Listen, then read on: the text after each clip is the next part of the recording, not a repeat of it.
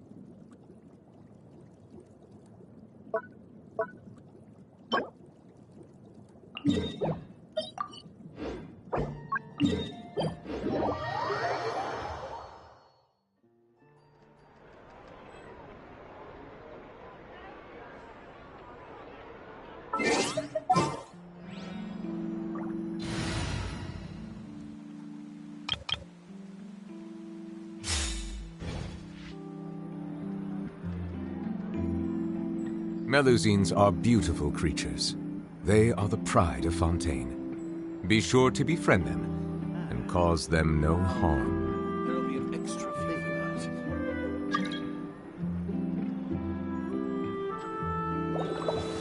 Bow your head. Stay!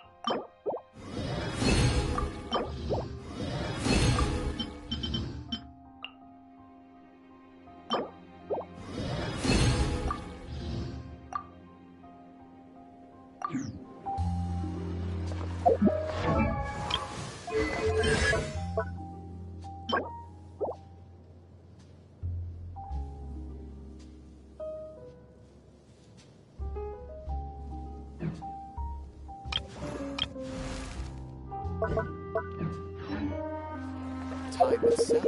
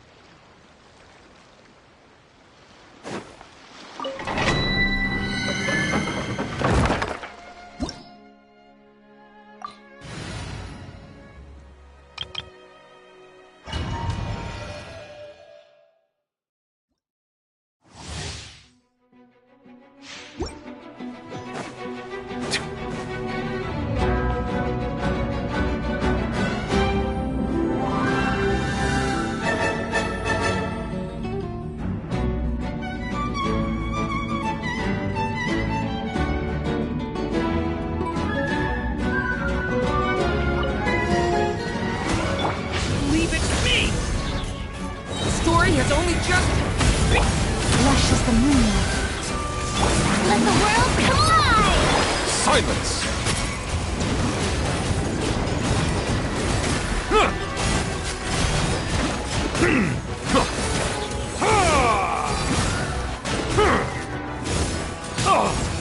Settle down!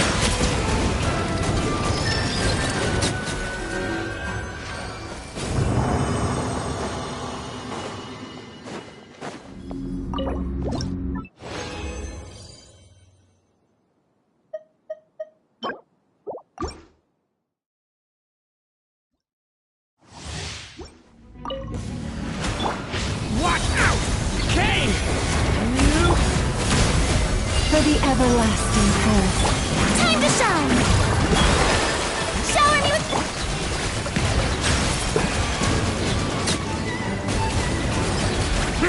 The tides beckon.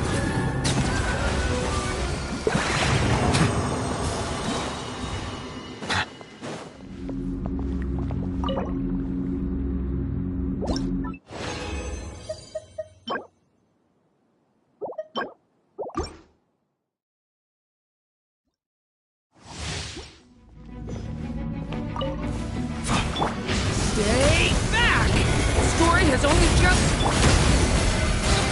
With one heart, we pray. Let the world collide! Bow your head.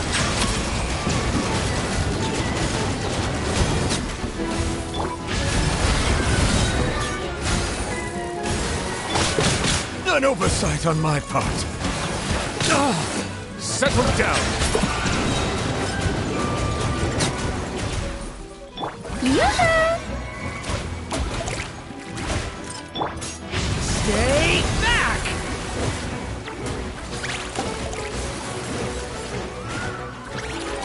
Bow your head.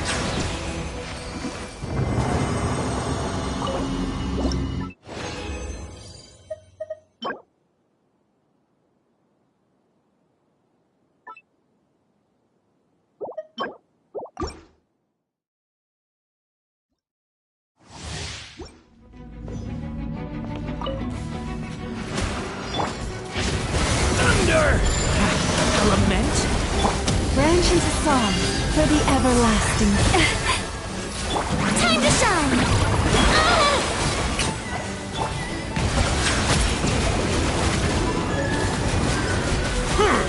Be sanctified.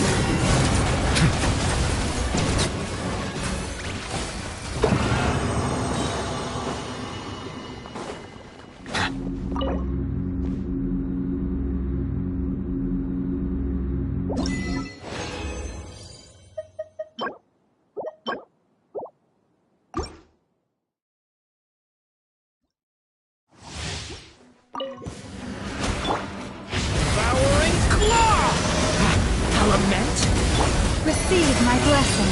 With one heart, we... Let the world collide!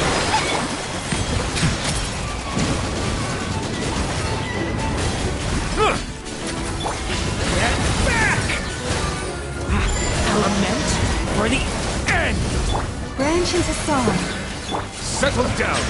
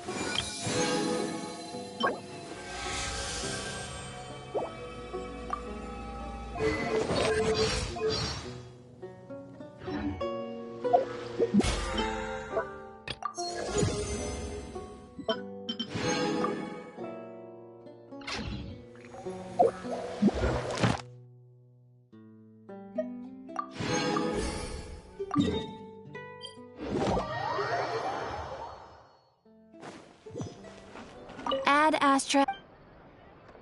Thank you for completing. Ad Astra.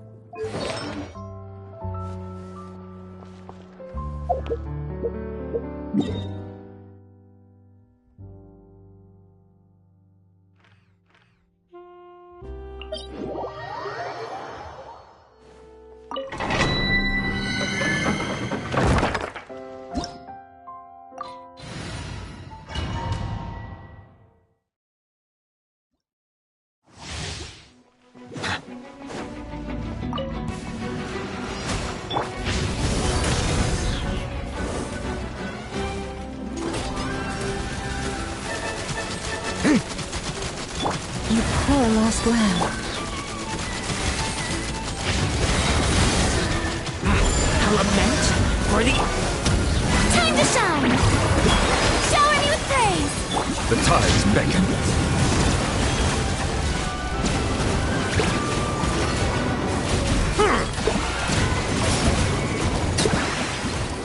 Silence!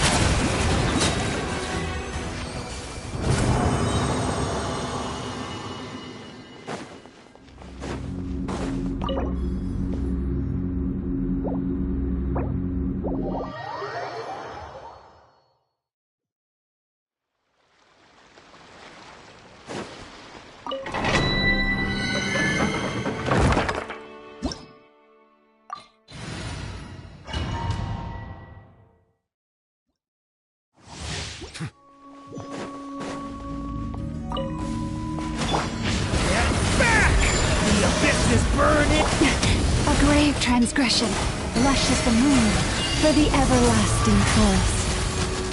Let my name echo in song! Settle down! Be sanctified.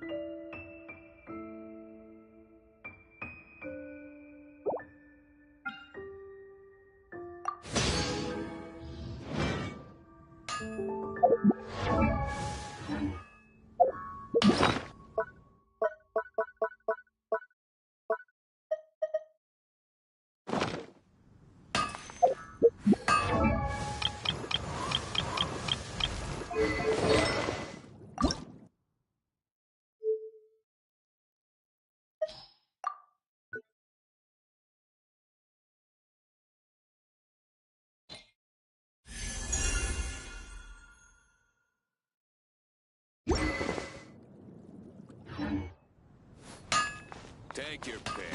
You'll find.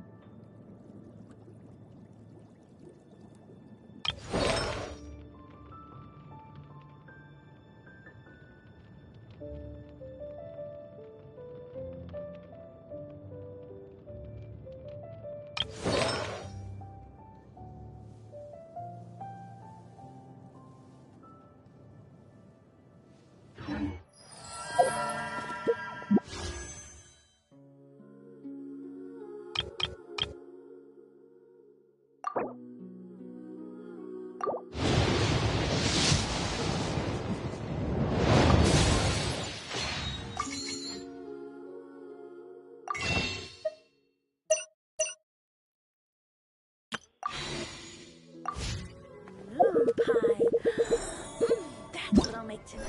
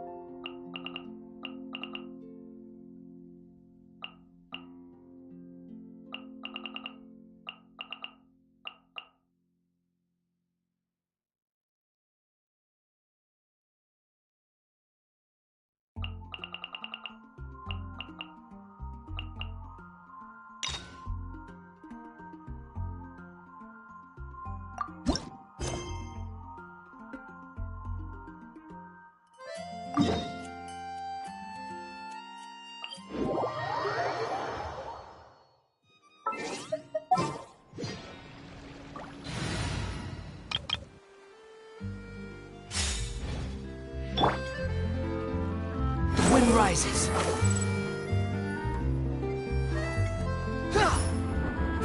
Hey, isn't that Charlotte? We're always running into her. What's she doing this time? Oh, looks like street interviews. Paimon has a funny feeling that we might be in for an interesting time if we go check it out. Shall we?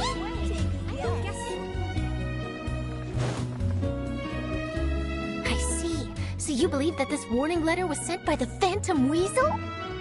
Absolutely. I've said it before and I'll say it again. The Phantom Weasel never acts as you expect. He must have faked his own death 10 years ago using a body double. Now that he's back, I'm sure the guards who worked on his case back in the day are in for a headache, but however this turns out in the end, the one thing it won't be is boring. Couldn't agree more. As a journalist, I'm gonna get a lot of mileage out of this one. Thank you, sir, for your time. Now, whom should I interview next? Huh? Hey! What a coincidence! Fancy meeting you here. Perfect timing. So, the Phantom Weasel's latest warning letter. What are your thoughts? Yeah, this is the first time we're hearing of this one. Could you clue us in? Huh? Oh, sorry. Yes, this case is from a decade ago. I guess you wouldn't know about it. Well, not to worry. You're in good hands because I'm a professional. The story goes like this. 10 or so years ago, a phantom thief became active in the court of Fontaine. Known only as the Weasel, nobody knew his true identity, and the authorities never managed to catch him. Wow, cool! He sounds like one of those mysterious night burglars that you read about in novels. Precisely. Well, except the part where they actually have a good reputation. Our Weasel targeted whatever people held dear, and no one was safe from his predations. He would just as soon steal a necklace from a rich merchant's safe as he would a toy doll given to a commoner child for their birthday. I know. The phantom thieves you read about in novels rob the rich to pay the poor, but this guy did not discriminate. Unsurprisingly, this didn't work wonders for his public reputation. Every man and his dog wanted to see him behind bars. Yeesh. So, did they catch him? Not exactly. There's a good chance that the weasel would still be at large to this day if it hadn't been for an accident 10 years ago. A magician named Caesar fell to his death in a botched high-altitude escape performance. When the police went through his personal effects, they found a hoard of stolen loot and gadgets used for criminal activities. And that was how the Phantom Weasel's identity was revealed to all. Sure enough, thefts in Fontaine went down after Caesar's death. But today, 10 years on, the notorious thief has once again issued one of his warning letters and pasted it on the gate of the Opera Epiclese for all to see. I had to squeeze through the crowd this morning to get a photo as soon as I heard. Here, it's this one. So, this is the warning letter, huh? Let's see what he wrote. 3 days from now, when evening falls, I shall take from you that which you hold most dear at the Opera House, just as you did to me 10 years ago. This is, without a doubt, a clear declaration of criminal intent. After years of laying low, the Phantom Weasel is back with a vengeance. What once seemed like an open and shut case has been blown wide open again. But why has he reemerged now? And what does he want? I sense an epic scoop, and I'm going for it. Uh-oh. If this thief will steal anything that other people value, does that mean even we might be targeted? Aww. But Paimon doesn't want to get kidnapped. Well, he'd have to go through you first. You would stop him, right? Okay, the people have spoken. It's clear that the public are very concerned about the Phantom Weasel's reappearance.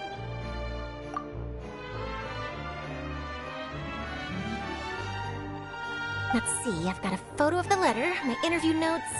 Yep, that should be enough to form the skeleton of my article.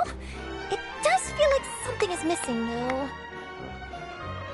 Something exclusive. Who should I interview next? I need someone with a more concrete connection to the weasel. Is that who I think it is? Lenny! Magic, magician, Caesar! The Phantom Weasel! That's it! Let's go interview Lenny! You see, the original Phantom Thief Caesar was a magician too! And what do Phantom Thieves and magicians have in common? They both have an air of mystery about them. Perhaps there's a connection there. Are you serious? What sort of a deduction is that? Oh, relax. My journalistic instinct tells me that an exclusive news story is beckoning. Let's go. No time for delay.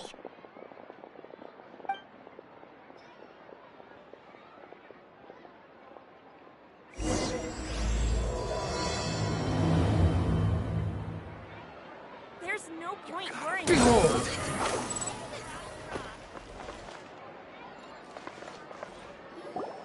Wow, Mr. Magician! How did you know which card I picked? Oh, it's simple. Come closer, and I'll let you in on my secret.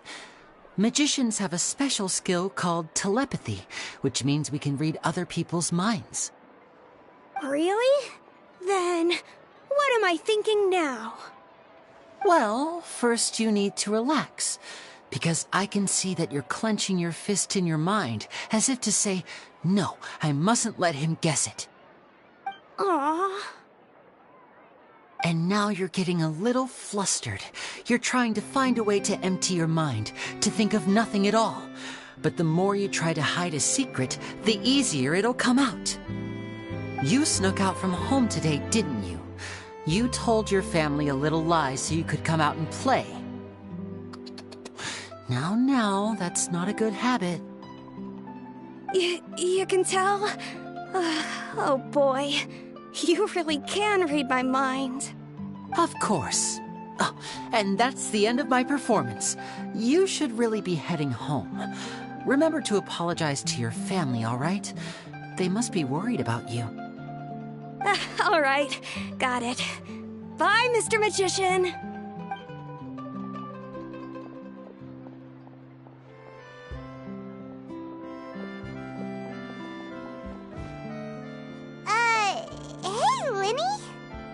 Why, hello. We meet again. Are you looking for me? What's the situation? Well, why don't you guess, Mr. Telepathic? Oh, please. You didn't believe that spiel, did you? The power of telepathy is quite beyond me. I'm sure that child would beg to differ. Seemed like you were right on the money. That was nothing more than a little trickery. I made an educated guess based on his micro-expressions. That, plus the fact that he was the only kid here without his parents, and he looked as guilty as sin. He made it easy for me. You guys, on the other hand... Let me guess. Don't tell me you're here for the Phantom Weasel, are you? Wow! Got it in one! Is this more of your trickery at work? Wait, really? No trickery this time. It was pure luck. His warning letter's been the talk of the town, so I figured that maybe you were asking around about that. Bingo! I plan on writing a column reporting on the latest news about the Phantom Weasel. So, Lenny, what are your thoughts on this infamous thief's reappearance?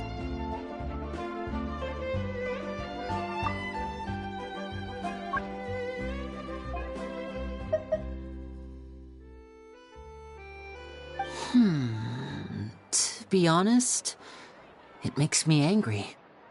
Angry? Why? You read his letter, right? The Phantom Weasel claims he's planning something in 3 nights' time at the Opera House. That's the night I'll be performing there. Huh. What are the chances? Wait a minute, you don't think he's after you, do you? Well, if he is, then his warning is clearly a direct challenge to me personally. And if he's not, then it's still going to be a huge headache for me. The mere mention of the Weasel's name is enough to scare people off. So once the contents of that letter get out, barely anyone will be showing up to watch my show. But I've been preparing for this for a long time. I'm not about to let him ruin my big day. This leaves me with only one choice. I have to expose the Phantom Weasel's identity before the show begins. Really? So what you're saying is, we might get to see a live duel between a famous magician and an infamous thief? Wow, this has exclusive written all over it. To be honest, I'm not sure if I'll emerge the victor. The Phantom Weasel is a notorious crook, infamous for his inscrutable methods. You're being far too modest, Lenny. I think your magic tricks are even more inscrutable than those of a thief. Thanks for the compliment, though I have to say I don't care much for the comparison. A lot of people liken magicians to thieves because we both have the ability to make things disappear without the person noticing. But there's an important difference that these people overlook. Allow me to demonstrate with a quick magic trick. Here, I have a flower, just an ordinary flower that was picked not long ago. Watch it carefully now. 3, 2, 1. It's gone! That's the question. Where did it go? Therein lies the difference between us. Thieves make precious things disappear, but only magicians make them reappear. If I could now invite you all to check your clothes, there might be a surprise in there somewhere. A surprise? Let me see!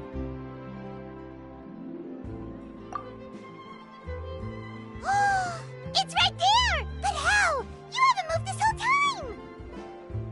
What an outstanding trick! Sorry, Lenny, it seems that my previous praise was woefully inadequate. Clearly, magic is the superior art form to theft. Don't worry, I didn't take offense. I just wanted to take the opportunity to perhaps change some of the preconceived notions you might have about magicians. Since Caesar's death, a lot of people associate magicians with criminality. It can be quite frustrating. I can imagine. Coming back to your trick just now, might I presume that you are well versed in floral symbolism? For example, magicians often use rainbow roses in their flower-related performances to represent passion and romantic encounters. But you used a Looney-Doo spell, which, if I'm not mistaken, allude to separations. I'm curious to know if there was any deeper meaning behind this choice. Impressive knowledge. It's no wonder you're such a successful journalist. But I'm afraid I don't know the first thing about floral symbolism. I'm just in the habit of using Lumidoo spells in my magic. It sounds like something I should look into, though. I'll buy myself a copy of Fontaine's Floral Language Facts when I have some time. But it'll have to wait until this phantom weasel business is behind us. Well noted. In that case, this brings us to the end of our interview.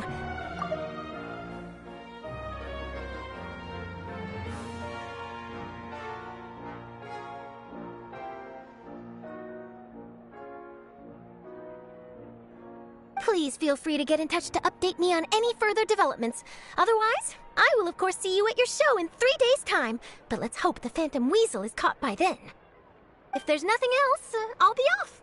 You've given me lots to work with here, and I've got no time to lose if I want to write that exclusive piece. I'll see you all later.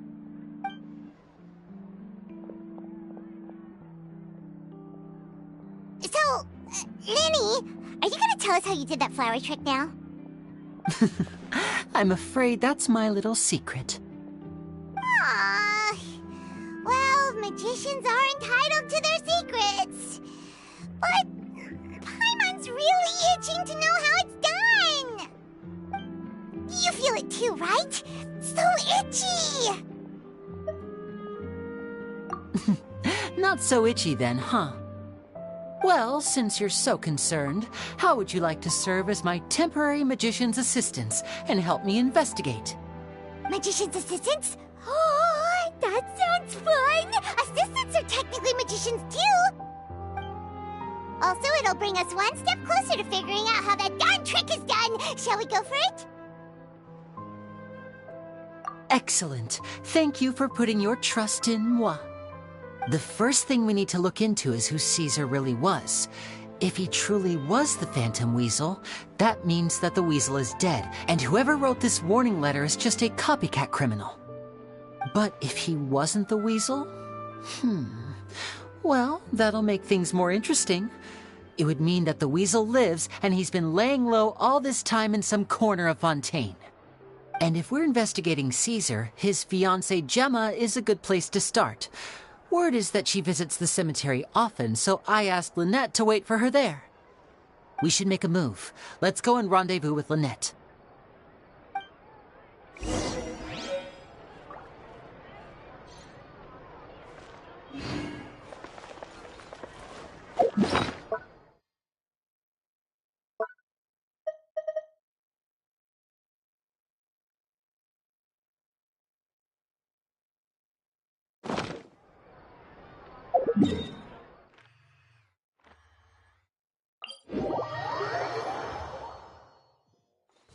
The wind rises.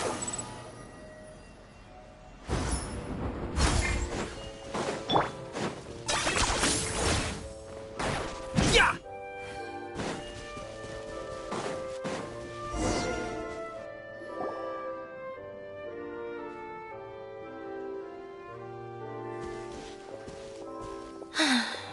You took your time.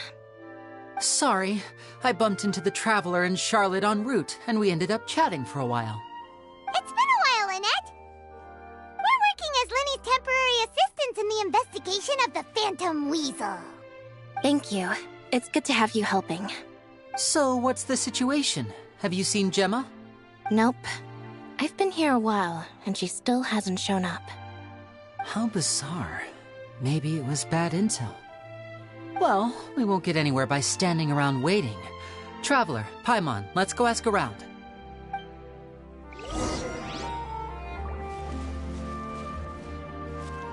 I'll wait for you here and see if Gemma shows up.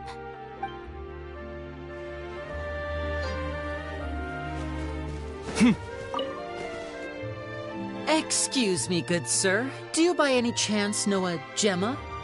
Gemma? You mean Caesar's fiancé? Sure I do. What's this about?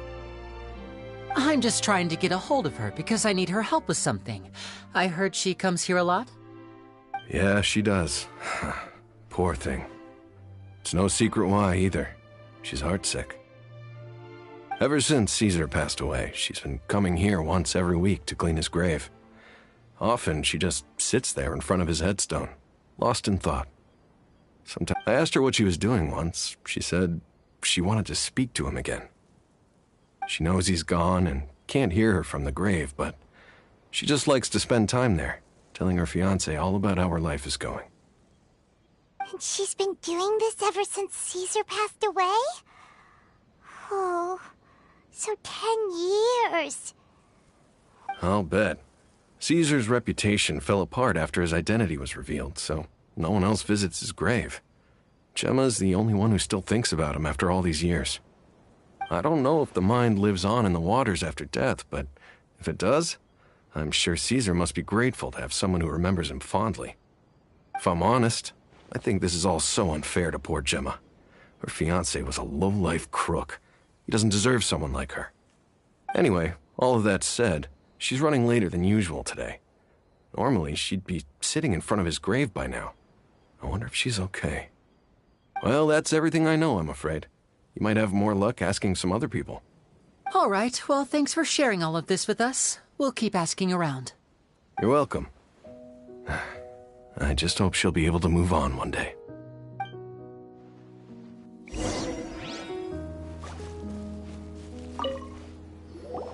Did you hear the news? They're saying the Phantom Weasel's back. You're kidding. Wait, isn't he dead? I don't know anymore. All sorts of news flying around nowadays. I can never tell what's true and what isn't. But what if, just hypothetically, I mean, what if this weasel's the real deal and Caesar was framed? Called it. Seriously, 10 years ago, on the day it all went down, I said to myself, you know what? This guy's been set up. The Caesar I knew was a good guy. He gave balloons to children on the street, for Pete's sake. What, are we supposed to believe that he was a balloon thief or something? Give me a break. Oh, please. Weren't you the one cursing his name to high heaven when the police announced the news? You were all, that gosh darn lousy son of a, you think you know a guy, or words to that effect. Wait, did I say that? I don't seem to recall. Hello there. Sorry for disturbing you, but I couldn't help but notice you were discussing the Phantom Weasel. We're actually quite interested in this topic as well, but we're struggling to get to the bottom of it. Do you think you could spare a moment to tell us a little bit about Caesar? You've come to the right people. Yep, I was there. Back when Caesar used to perform magic tricks on the street. He was a great magician. The best trick I ever saw him do was pop a transparent balloon, only for a whole bunch of doves to fly out from the inside. I was right up close and didn't blink or look away once. But for the life of me, I still don't have the faintest clue how he pulled it off. Really incredible stuff. I saw him perform too. He always used to bring some gifts along for the kids who came to watch his show, and he'd hand them out after he was done. Sometimes he even got the kids to write their wishes down, and then he'd make the items on the wish list appear in his next show. Huh. He doesn't sound like such a bad guy. But after he died, there were also rumors that he used the wish list to find out what was precious to people, with the intent to steal it later. As I'm sure you know, the Phantom Weasel would steal just about anything from anyone. Whatever the case, now that the Weasel is back, Caesar's become a hot topic once more. I bet Gemma must be pleased. If Caesar's name gets cleared, maybe it'll finally give her some solace after all this time. No, speak of the devil. That's her over there. If you've got any more questions about Caesar, she's definitely the one to ask. So that's Gemma. Is it just Paimon, or does it look like something's wrong? Wait, it looks like she's injured. Come on, let's see if she's okay.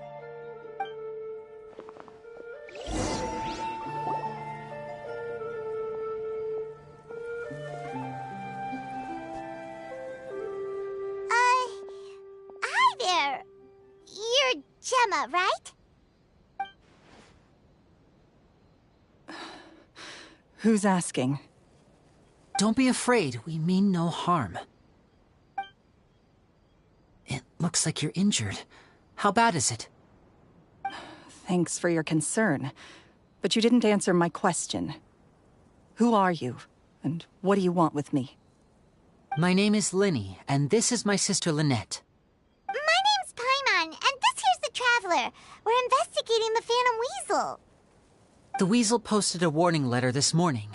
If he still lives, that means that Caesar was falsely accused. You knew Caesar better than anyone else. So if you're willing, we'd love to hear what you think about all this. I promise you can trust us. We won't hurt you. In fact, we'll do all we can to keep you safe. I never believed that he was the Weasel. Huh. I suspected as much. Okay, so going back 10 years, do you remember anything strange in the weeks leading up to the accident? Did Caesar have a falling out with anyone, for instance? No, not that I know of. Got it. All right, sorry for disturbing you. If you don't have any more questions, please leave. I want to be alone with him.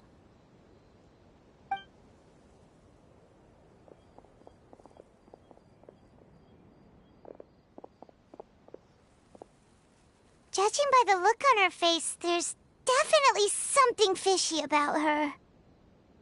She's lying. She definitely knows something. That's fair. We're just a bunch of strangers who showed up and started questioning her about things that happened a whole decade ago. It makes sense that she'd be wary around us. In any case, I doubt we'll get any further here, so let's call it a day. Meet me outside Hotel de Boer tomorrow, and then we'll start the next step of our plan.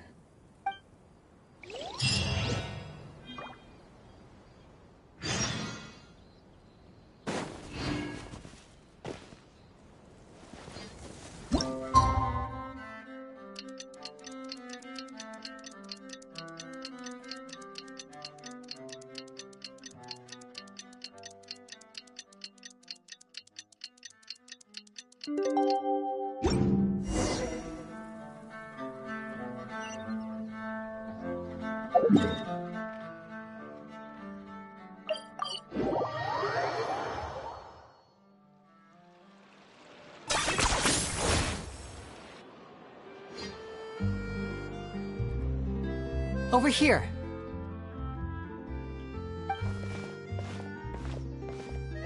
Lynette's not joining us today? I've had her follow Gemma and see if we can make any inroads with her. They should be at a cafe right now. Still, I don't think that Gemma's likely to open up to us. So, we need a contingency plan. Today, we'll be looking into a guy named Lorenzo, Caesar's former pupil and assistant.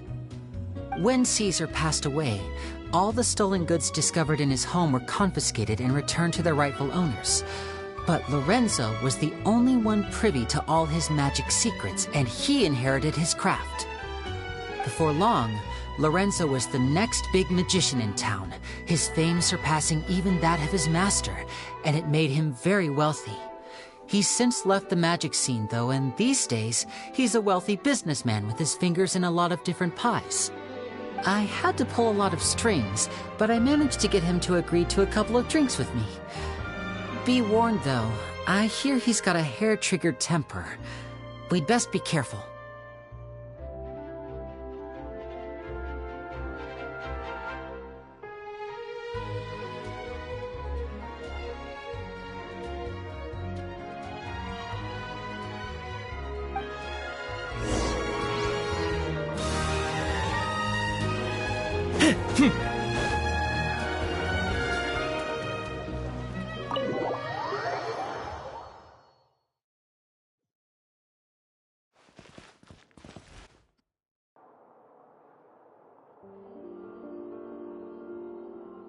You neglected to mention that you were bringing 2 other people with you.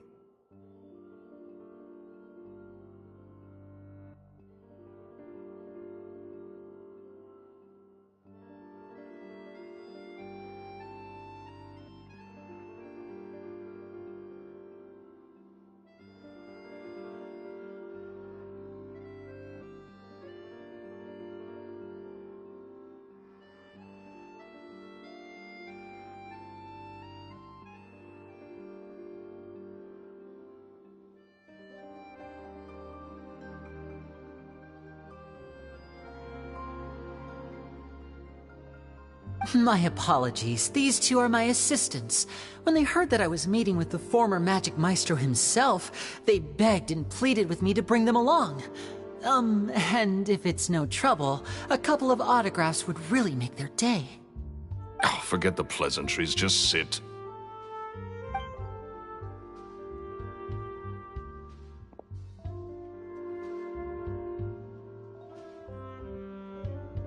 Get a load of this guy. Forget the pleasantries, he says, but he looks pretty happy about Linny stroking his ego. I only agreed to meet since we're both magicians. Do me a favor and cut to the chase. I have more important things to do than drinking.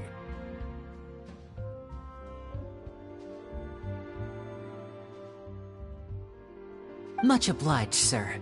As it happens, the matter I want to address is also related to magic. Yesterday morning, a warning letter from the Phantom Weasel appeared on the entrance to the Opera House. He claims to be planning something for the same evening that I'm scheduled to do a magic show there. As such, I believe that I may well be his target. I have to get to the bottom of this to ensure that my show can go ahead as planned. Naturally, any investigation into the Weasel starts with a few questions about Caesar, who... What is there to investigate? Caesar was the Weasel, and he's been dead for 10 years. So what if some sick creep thought it'd be funny to write a warning letter? It changes nothing. Are you trying to tell me you actually bought it? Please, sir, no need to get so worked up. I do concede that a copycat is but one possibility. Possibility? It's a fact, Linny. Look, my patience is limited, so listen carefully while I'm still willing to put up with you. The Weasel is dead. Period. Everyone knows that, so do yourself a favor and quit this investigation. It'll lead you nowhere. Look, if this affects your magic show in any way, I will personally compensate you for any losses. Oh, sir, I'm honored, really. But this isn't about finances for me. My pride as a magician is what's at stake here, Lorenzo. Copycat or not, this person has thrown me the gauntlet, and I must meet their challenge head-on. Your pride? Don't mince words with me, boy. Just tell me, what exactly are you seeking to do?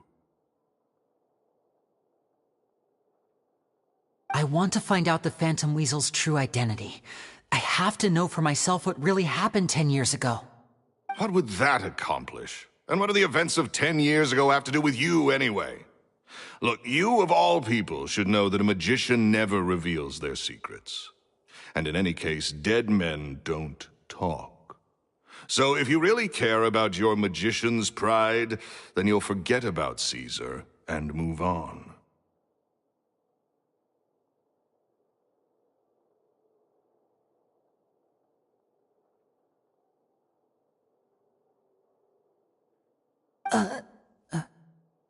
Uh-oh. This is getting awkward. Lorenzo? Is that? Oh, it is you! I know that big, booming voice anywhere. What's up, my man? Want to grab a drink with me? Another day, I'm busy.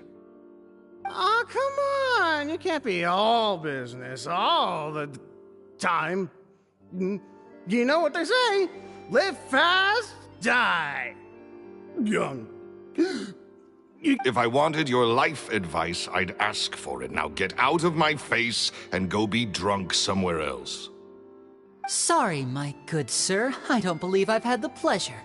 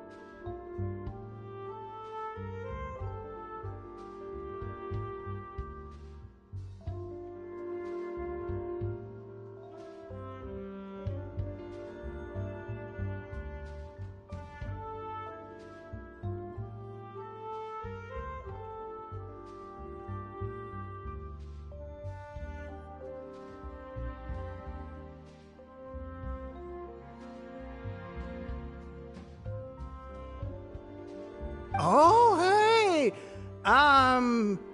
Edmondo. He and I are business pals. We worked together a bunch of times. This is your first time meeting him? Oh, he's always like this. Foul-mouthed and hard-nosed. Never heard a kind word out of this guy the whole time I've known him. And he wonders why he can't get a girlfriend, despite being, what, pushing 40, 30, something? Anyway, point is, a lot older than when he first got rejected by the girl he was into. And he's still into, from what I hear.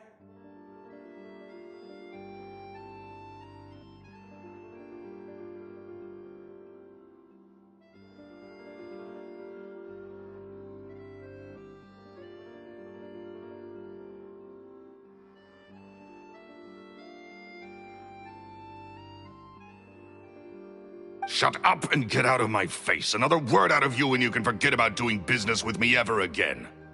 Do I make myself clear? Sorry, I may have had a little too much to drink. All right, I'm gonna leave. Don't work too hard.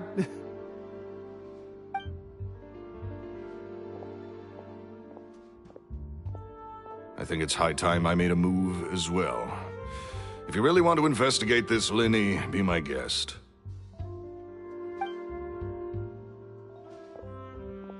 But if nothing good comes of it, don't say I didn't warn you.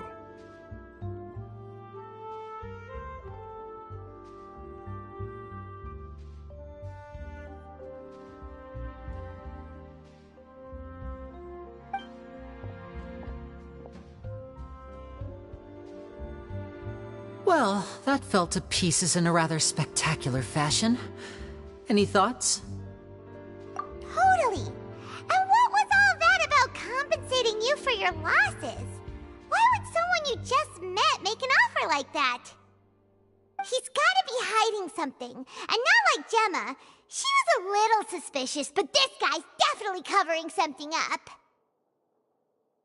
I think so too. We need to look into Lorenzo more closely.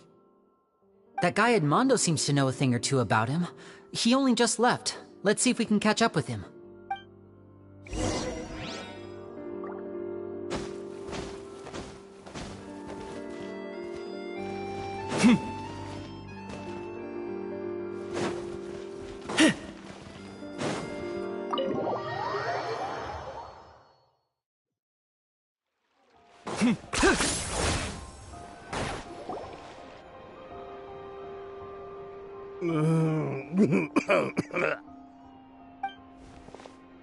You okay there? Who are you? Oh, it's you guys.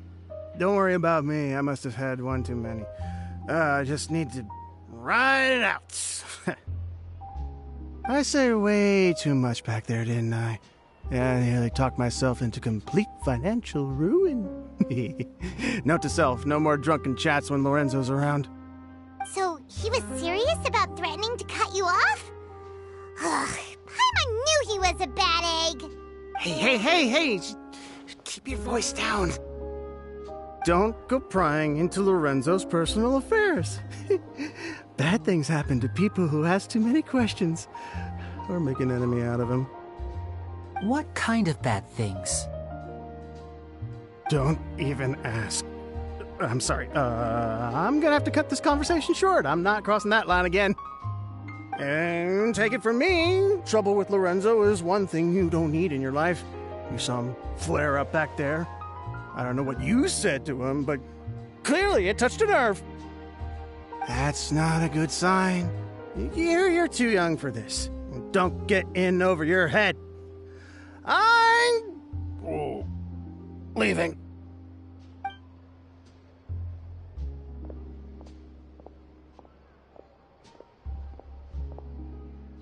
And there he goes.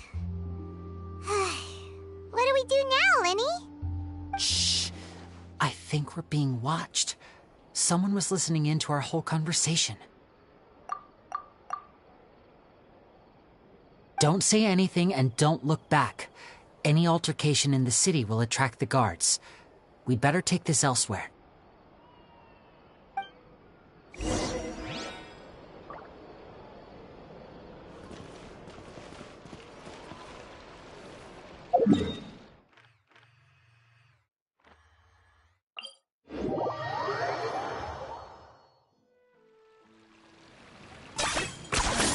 You really are a one-trick pony, you know.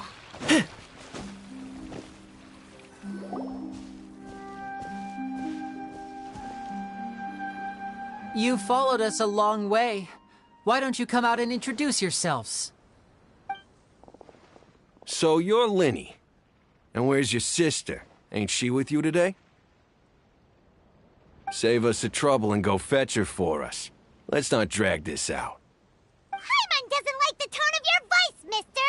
Who sent you, huh? Save your questions, missy. You ain't gonna need answers where you're going. Capiche? Looks like we can't avoid this fight. Now, I'm not the strongest fighter, so I hope you're ready to back me up. Don't worry, we got this!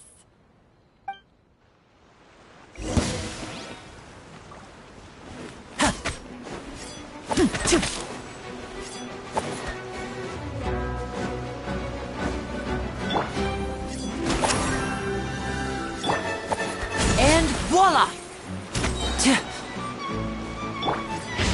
Devouring claw!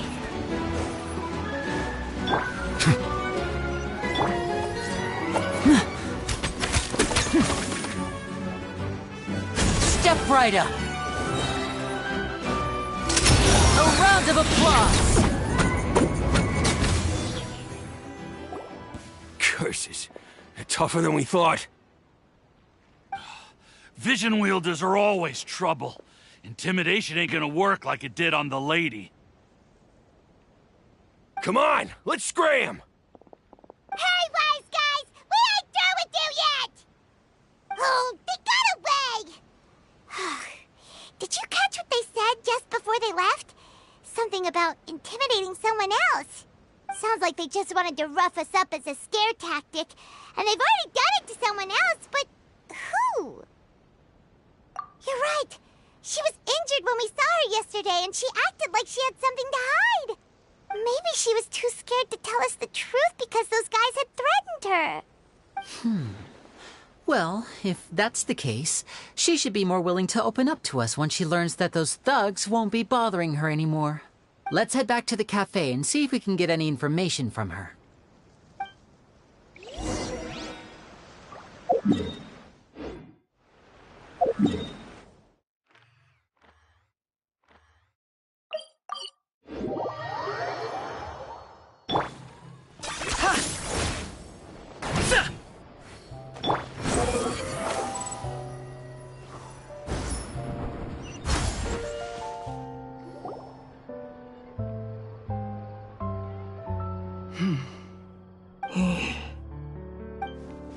Gemma? You again. What is it this time? We just ran into the men who've been threatening you, and we gave them a taste of their own medicine. So, you can relax now. We're here to protect you. What? Why? I didn't tell you anything. Why would they come after you? Sounds like they're no strangers to you.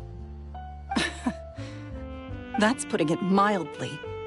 I know them all too well, and I hate them with every fiber of my being.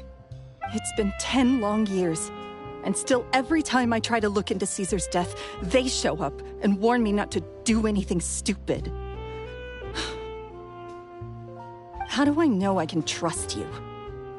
Do you really think you can get to the bottom of it all? And why are you doing this? I'm afraid I can't reveal all the details just yet, but I can promise you this. I will expose the Phantom Weasel's true identity. Because you see, this is a personal matter of the utmost importance. I give you my word. Trust me. Okay. How can I help you? I've heard that Caesar used to have a magic workshop where he kept a lot of his personal effects. If possible, I'd like to take a look at them. Do you know where it is? The Fleuve Sonde.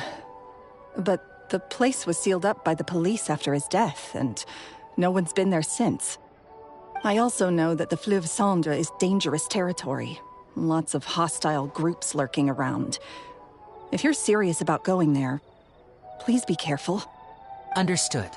Lynette, you stay here and take care of Gemma. Don't let her come to harm. Got it. But if I'm staying here, I'm ordering dessert. I mean, bon appetit. But stay sharp, too. They're likely to come for you while I'm away. Okay. All right. Power saving mode off. I'll start taking this more seriously now.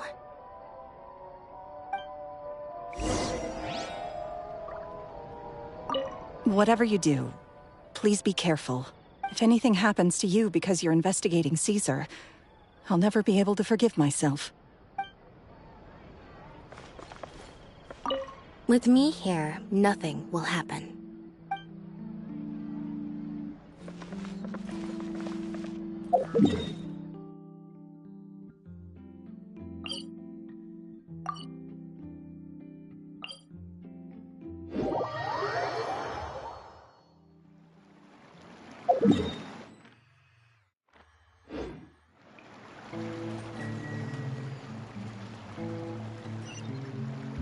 Spawn Fury!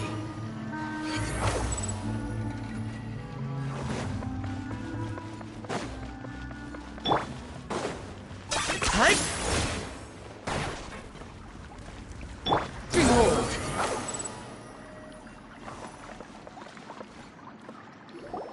If Gemma gave us the right location, then the workshop should be right nearby. Looks like these boxes are blocking the entrance. Let's shift them away first. There we go. It should be just down here.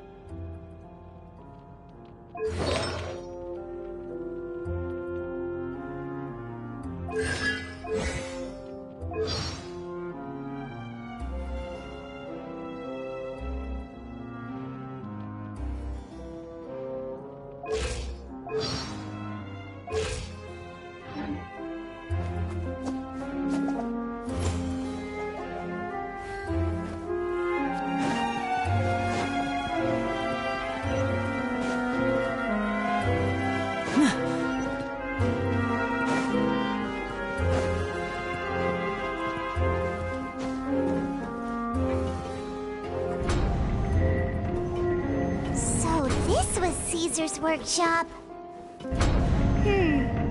Nothing suspicious here, just normal magic props. Let's head in further.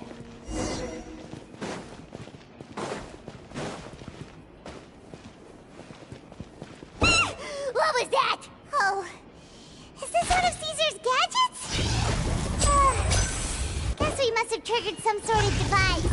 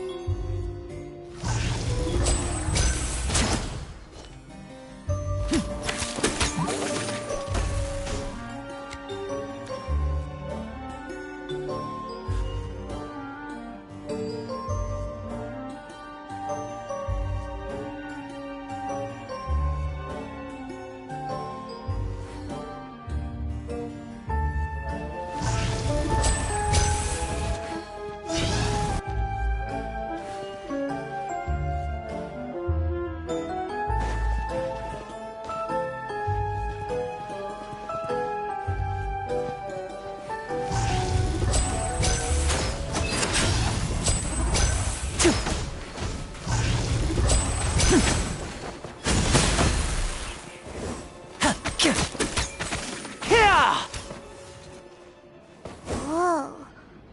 Look. The doll in the box is glowing.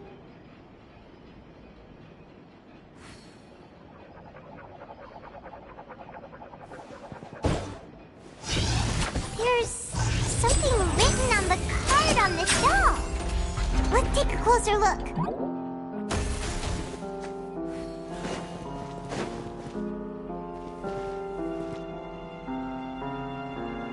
The wind rises.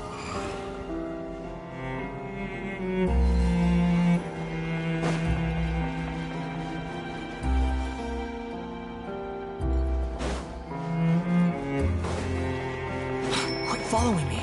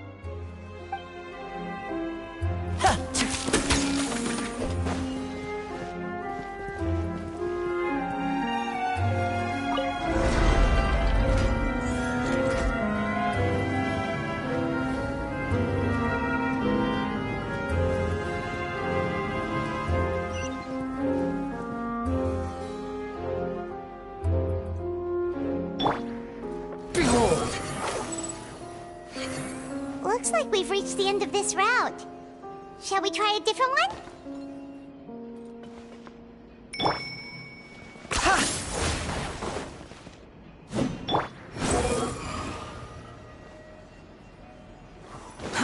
Too slow.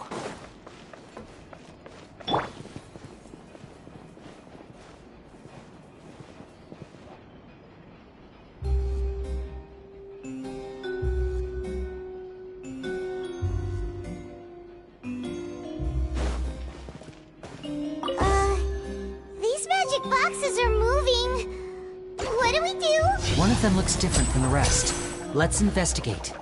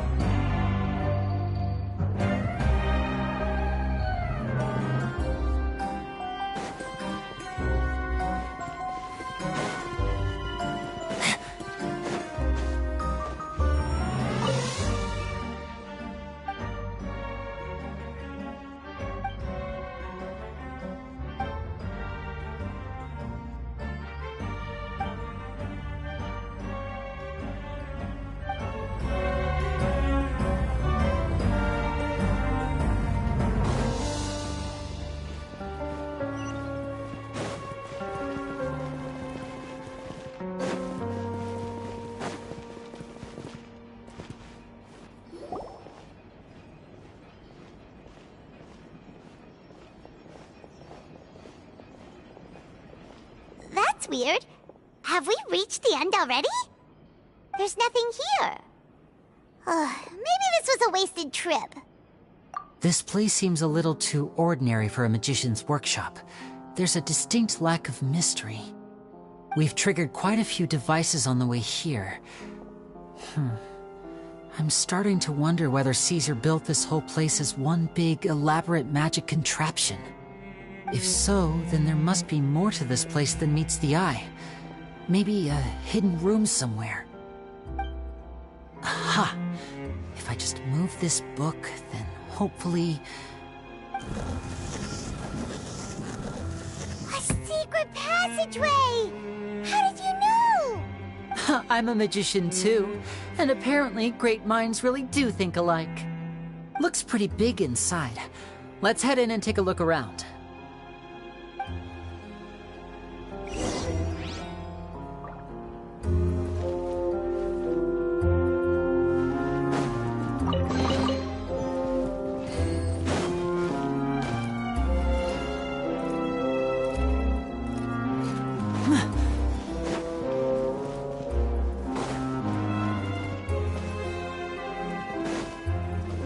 Disappear!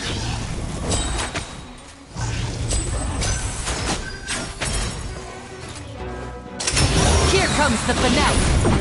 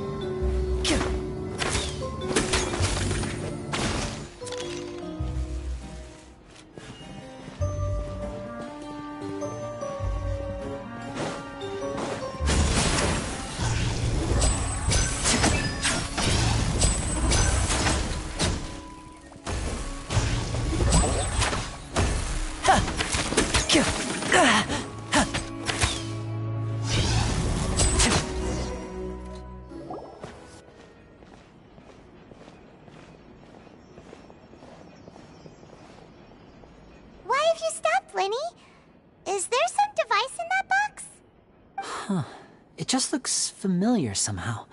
Let me check this out for a second while you guys go on ahead. If anyone makes a major discovery, let's rendezvous here. All right, see you in a bit.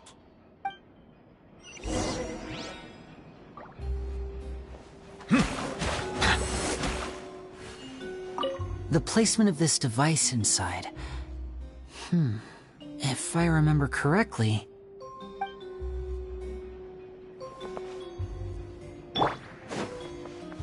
Quit following me.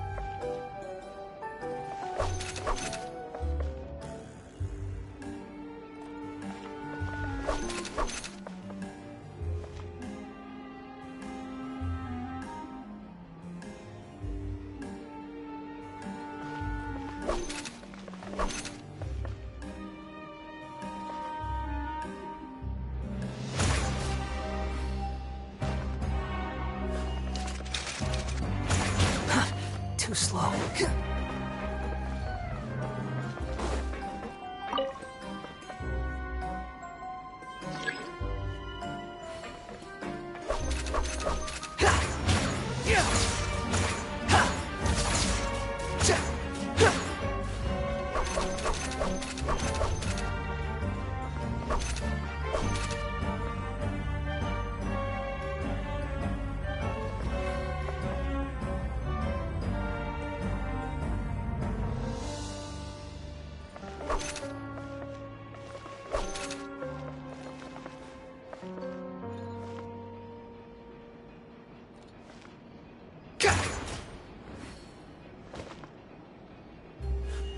wind rises.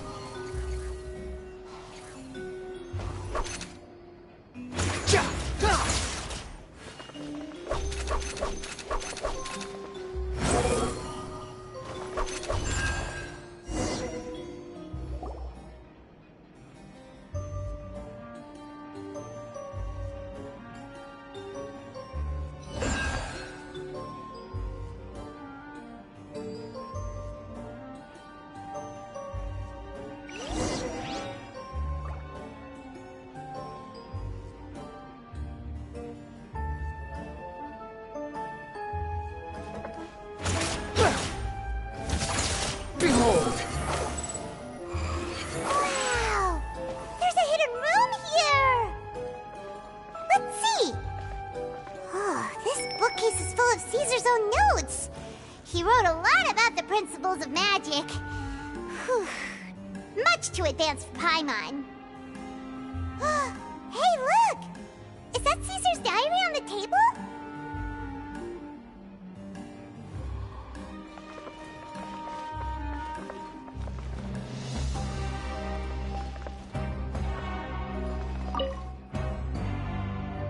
This book's thick as a brick! Let's take a peek inside it, shall we?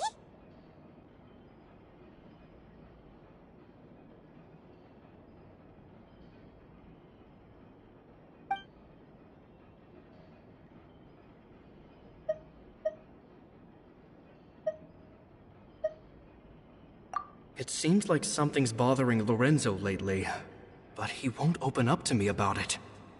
Surely he's not upset that I agreed to teach those two children. I'll have to talk him around. I have a good feeling about those kids.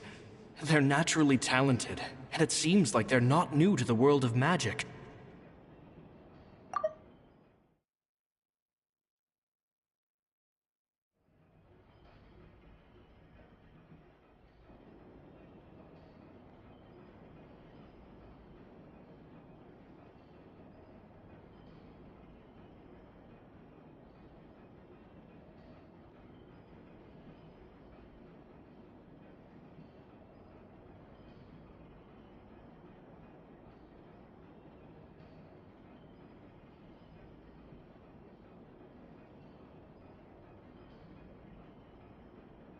They have all sorts of fantastic ideas.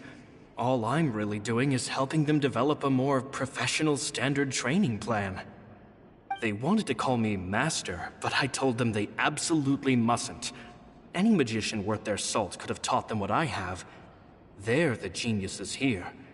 Compared to them, I don't deserve to be called any sort of Master.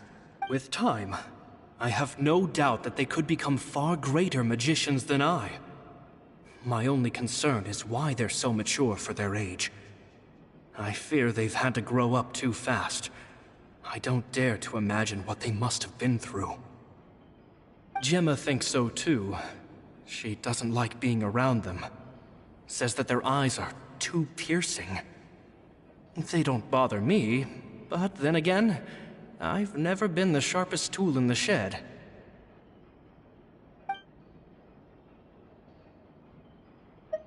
Two children came to talk to me after today's show. I don't know why they were out on their own.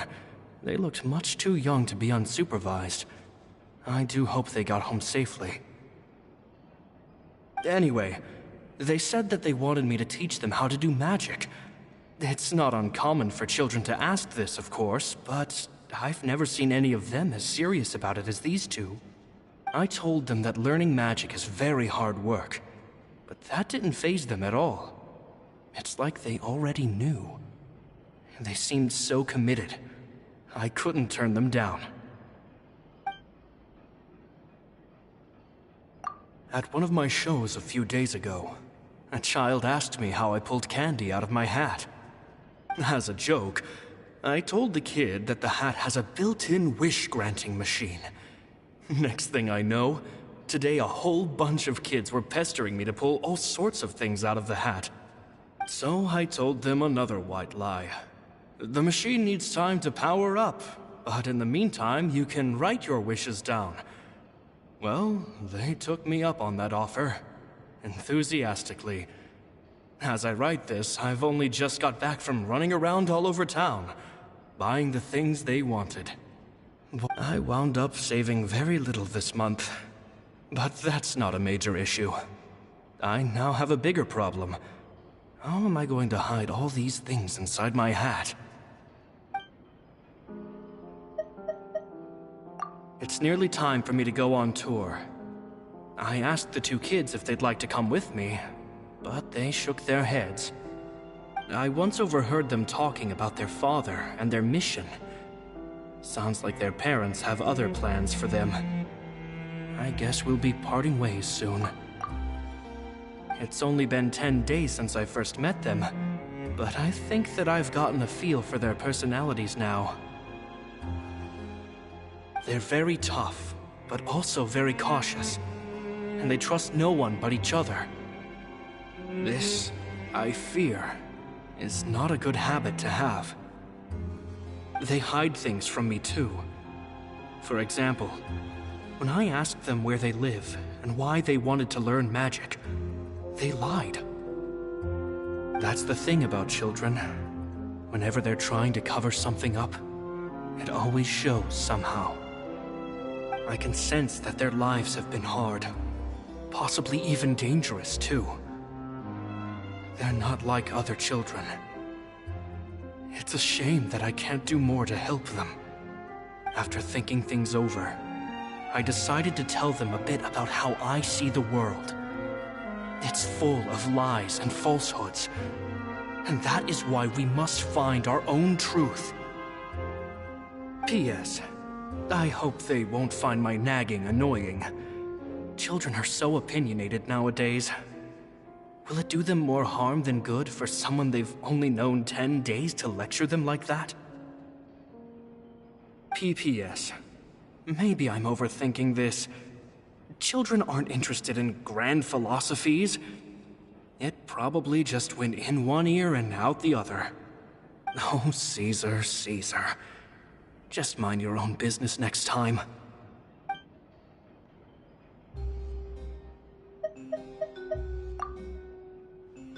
Two magic geniuses with a father and a mission, huh? Sounds a lot like he was writing about Linny and Lynette, don't you think? So did they meet Caesar when they were kids? Let's go ask Linny!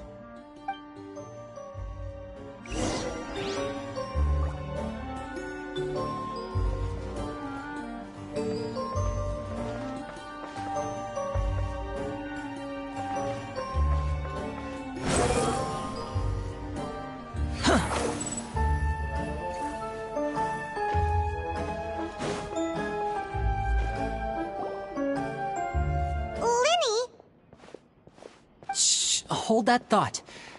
As I expected, there's a lot of fishy things going on in this place. Fishy? Uh-oh, what have you found? All in good time. Before we go over our new leads, I want to tell you how a high-altitude escape is performed. First, the magician slots themselves into a magic box in full view of the audience. The box is then suspended high in the air, and a short while later, the base automatically opens. At this point, a dummy will fall out of the box, but it looks real enough to grab the audience's attention, and they start wailing and screaming. Meanwhile, the real magician, who has by now blended into the crowd, waits for a good moment to make their appearance and put on a hysterical performance.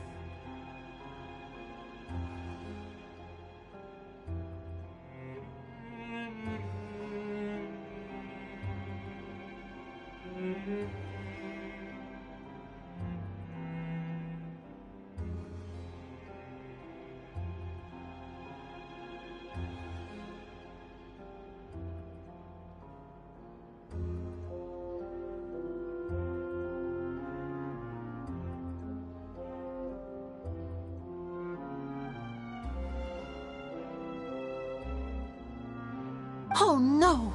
Is that me? Did I just fall to my death? Very vivid description. Paimon can really picture it. And then what? The audience's gaze then turns to the magician, and by the time they realize what's happened, the dummy has vanished. as if everything that just happened was some sort of shared illusion. Of course, that's just how I think the process should work, theoretically speaking.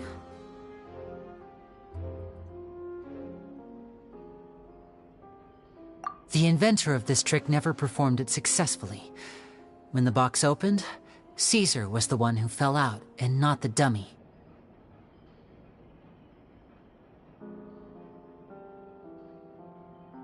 He fell right to the ground from the highest point of the opera house.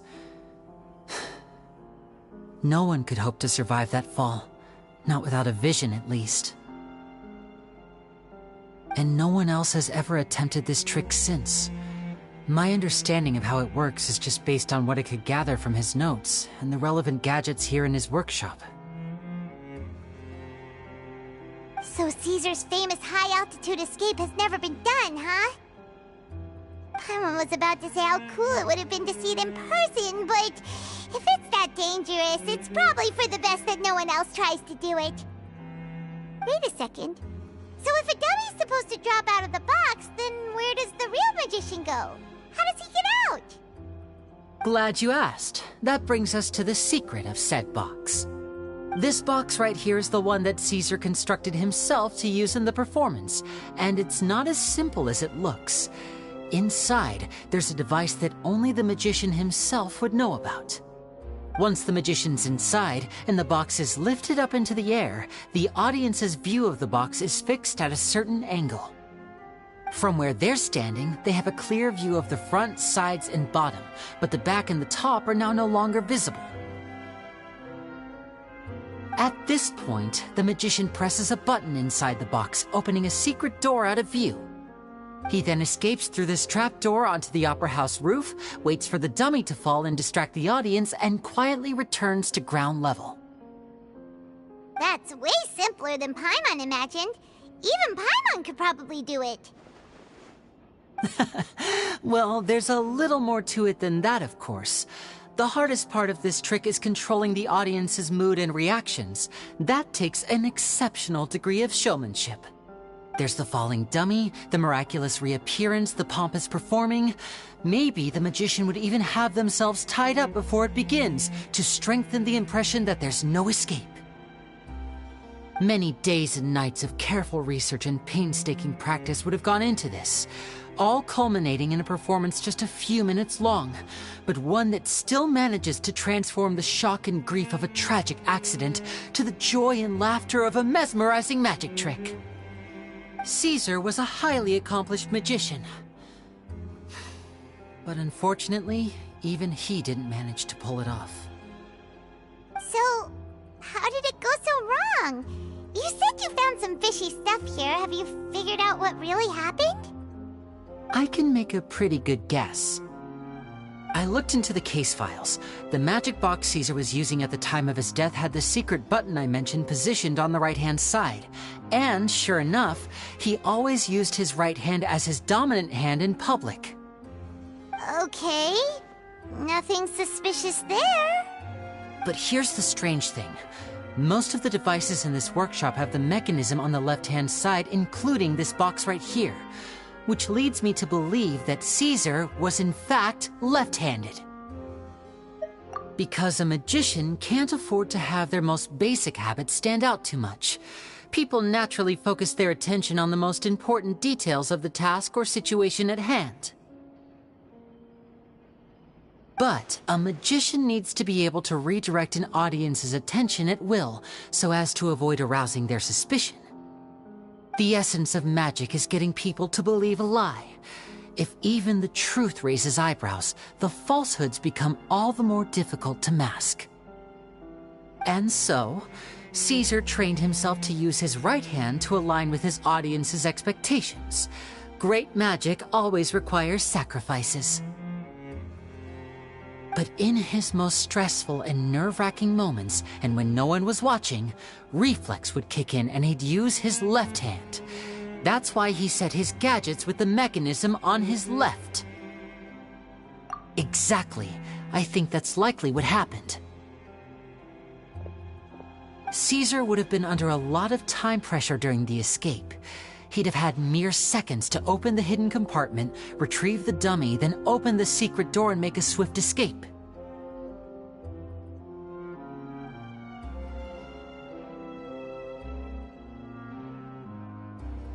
But I'm sure he was confident. He would have rehearsed countless times to the point where it was second nature. He'd barely need to think about what he was doing because muscle memory would guide him through. So he opened the compartment, took out the dummy, checked everything was in order, and then went to leave. With his left hand, he reached for the button, and suddenly, his heart skipped a beat. It wasn't there. Much like when you reach for your keys but find your pocket empty, his mind needed a moment to process what was going on. Instinctively, his left hand would keep feeling around for the missing button, maybe for another second or two, until the bottom of the box gave way. With the stakes being as high as they were, just a 2-second delay cost him everything. The authorities would find nothing suspicious and conclude that his death was due to his own error. When in reality, someone switched the boxes, and they did it to murder him. But how would they be able to make the switch without being noticed? That would be difficult to pull off, no? It would have to have been someone who knew that he was left-handed, and who could move his props around without arousing suspicion. Someone who was always by his side. Isn't that right, Lorenzo? You just couldn't let sleeping dogs lie, could you? There's not a lot of people who'd go to all this trouble for some magician who died 10 years ago. I didn't want to have to do this, you know. Silencing you the hard way just creates more problems for me to deal with. But I gave you your chance. I hoped you'd do what's good for you and back off like the lady, but you disappoint me. You mean Gemma? So you are the one who's been threatening her! Yes, although however stubborn she might be, she was never much of a liability. But you people, you never even knew him, but for some reason you just wouldn't drop it. Which is why you can't leave this place alive. Take them out, and make it quick. Do your worst!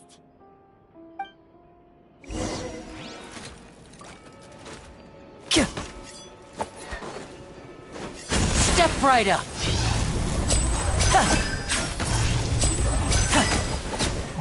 The wind rises.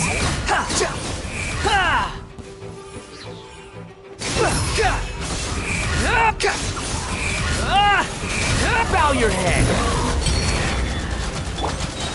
And voila! A round of applause!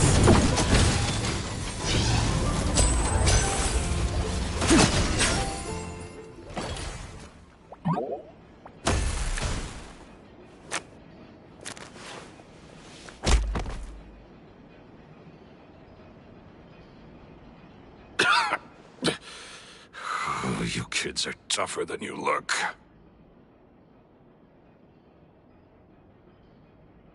Had enough yet, Lorenzo? Your cronies can't help you now.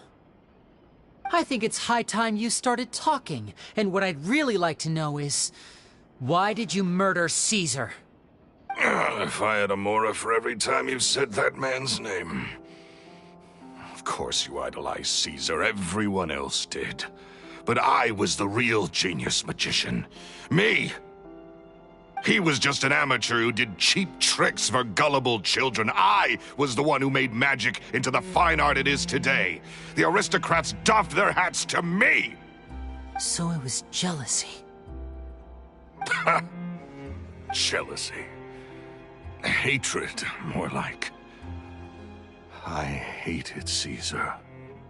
All he cared about was his magic. He lived and breathed it.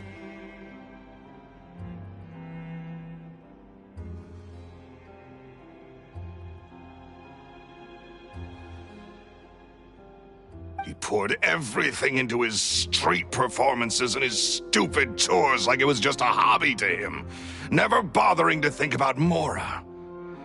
What sort of fool devotes their life to the art of deception and never has a Mora to show for it? But the people loved him, didn't they? Oh, how they looked up to him. No one gave me a second look. All I ever heard was, "Oh, your master's amazing, isn't he?" Amazing. Yeah, so amazing that he was completely broke. Every other apprentice was living it up at their master's expense, but no, not me. I put in all the work, mastered all the skills, and it brought me nothing more than the life I already had. He forbade me from using magic to trick people out of their Mora. There was nothing he hated more than that. And with his reputation in Fontaine, it was too risky for me to go it alone. As long as he was alive, if I dabbled in my own brand of money-making magic, he would expose me, and it would destroy me. I had to kill him. There was no other way. He had to go. And this was your only motive?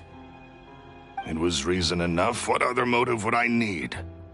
Well, I was under the impression that there might have been other factors at play. For instance, maybe you were in love with Gemma, but she was engaged to Caesar. In love with Gemma? Don't be ridiculous. Guess I was wrong about that then. Next question. Are you the Phantom Weasel? I am.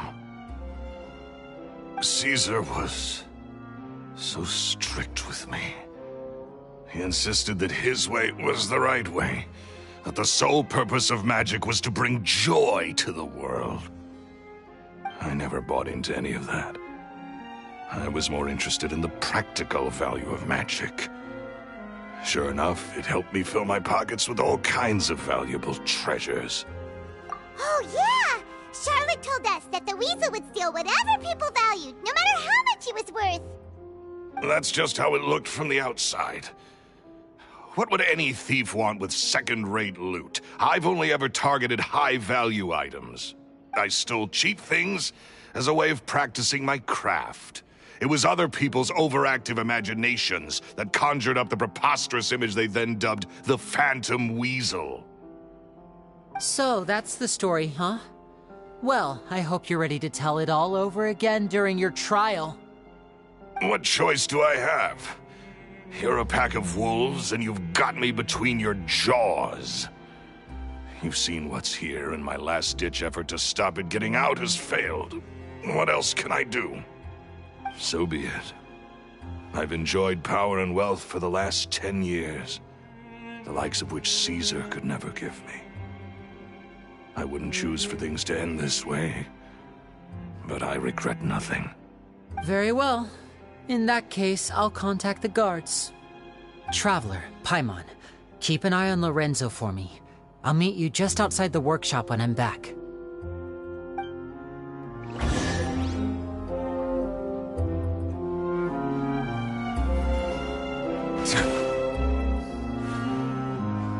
Let the mighty be humbled!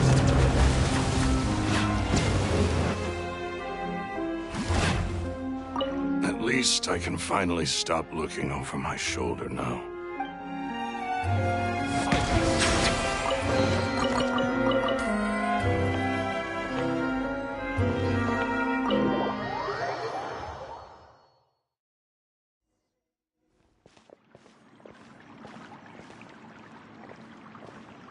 Lily has told me the whole story. Lorenzo, do you confess to the murder of Caesar and to framing him for the Phantom Weasel's crimes? Look who's finally developed a conscience. What kind of disciple murders their own master?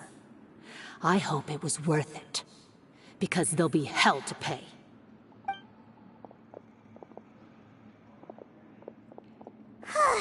Looks like it's all over. What should we do next, Lenny? Should we start preparing for your show? Let me think. Let's rendezvous with Lynette and Gemma first. With Lorenzo in custody, Gemma will no longer have to fear for her safety. Good point. We should go tell Gemma the good news right away. It'll give her some peace of mind for sure.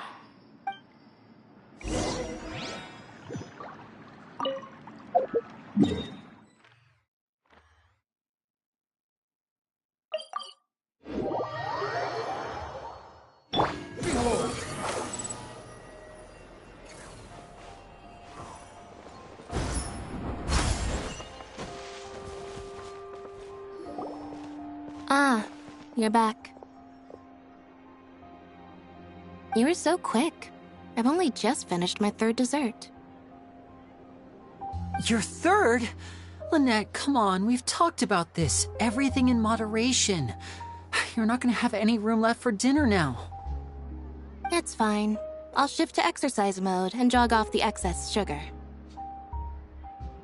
That's besides the point. Well, it's done now, but try to eat a more balanced diet in the future. Point taken. Did everything go okay? Of course! Lorenzo was no match for us. The guards are taking him into custody as we speak.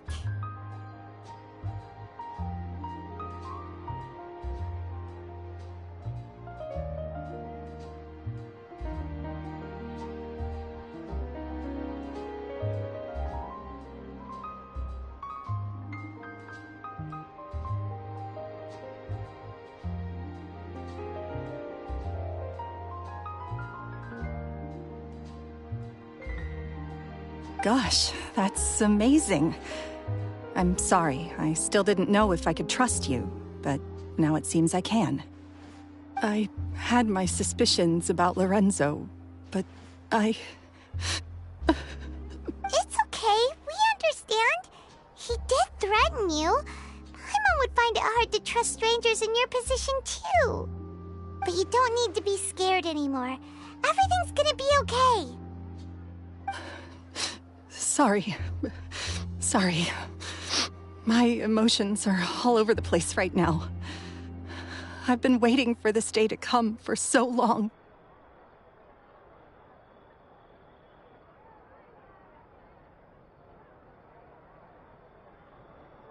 I always wanted to report Lorenzo.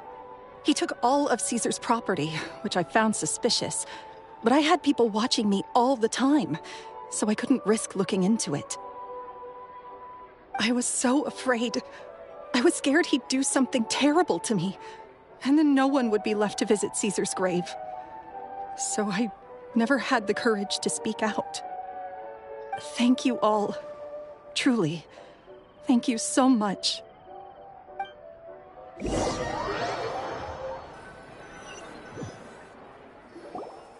Thank you all for clearing Caesar's name. I never would have guessed that Lorenzo was the real Phantom Weasel. He never showed any signs that there were problems between him and Caesar in public. From the outside, it looked like they got along great. To think that lowlife's been living life to the fullest all this time, while Caesar's name was getting dragged through the mud. At least his soul can finally rest in peace now, thanks to your efforts.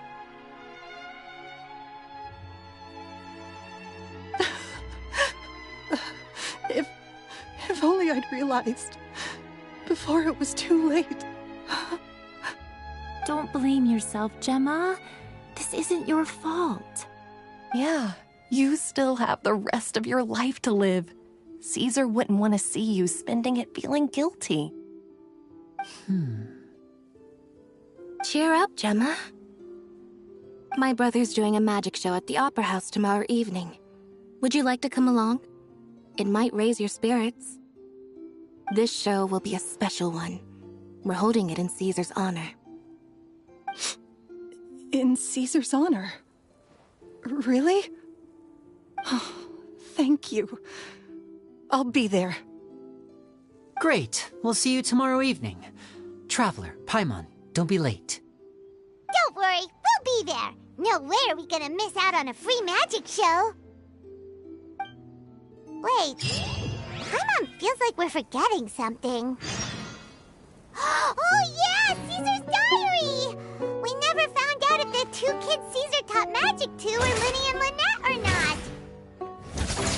Lenny changed the topic back in the workshop, so we didn't get a chance to bring it up. Oh well. Guess we'll just have to ask Lenny tomorrow evening.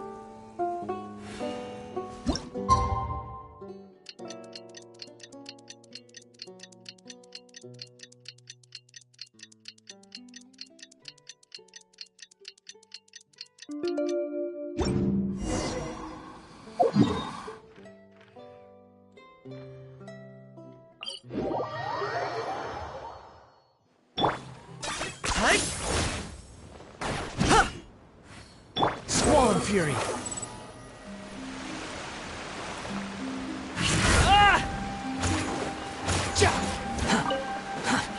Behold!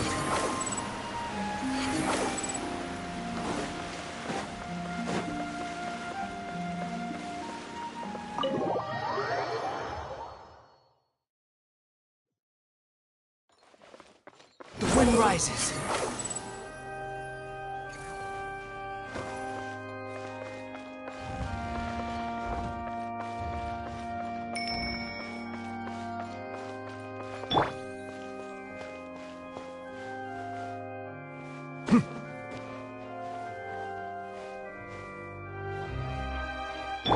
Behold!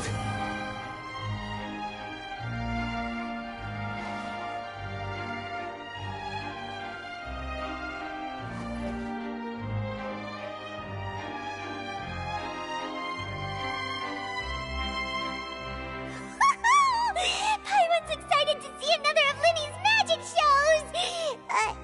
Wait. Lynette, shouldn't you be on stage by now? Not this time.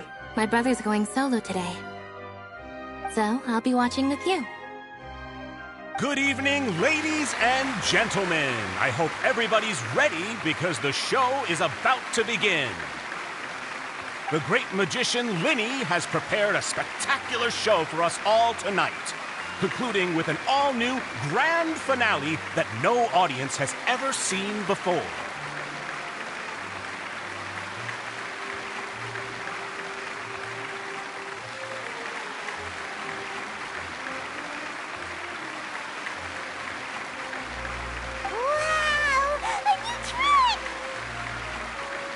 Thank you all so much for coming. Now, prepare to join me on a journey through the mystical and miraculous.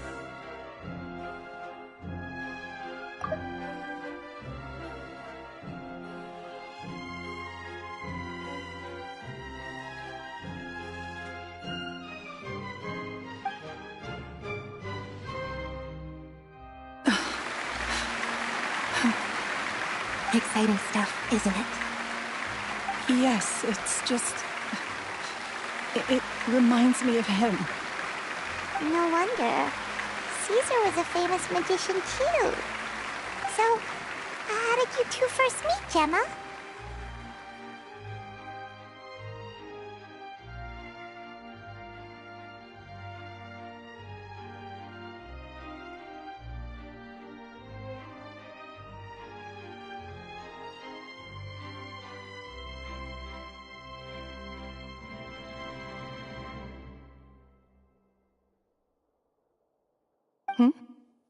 Well, I was out on the street once, and I saw him performing for little children. Children love magic, because they're willing to believe in things that can't be rationally explained. Caesar had this amazing way of bringing them into a dreamlike world. And somehow, I felt drawn to him too. So I went up and asked him to do a trick for me. Aw, that sounds so romantic. What trick did he do? It was with a flower. He took it in his hand, snapped his fingers, and it magically appeared on my head.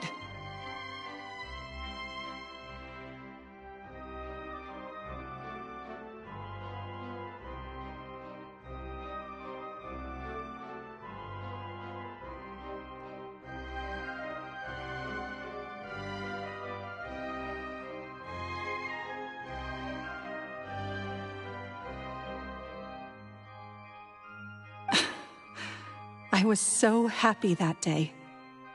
No one had ever given me a flower before that. That's so cute! Actually, now that you mention it, Lenny's done that one before. Is that right?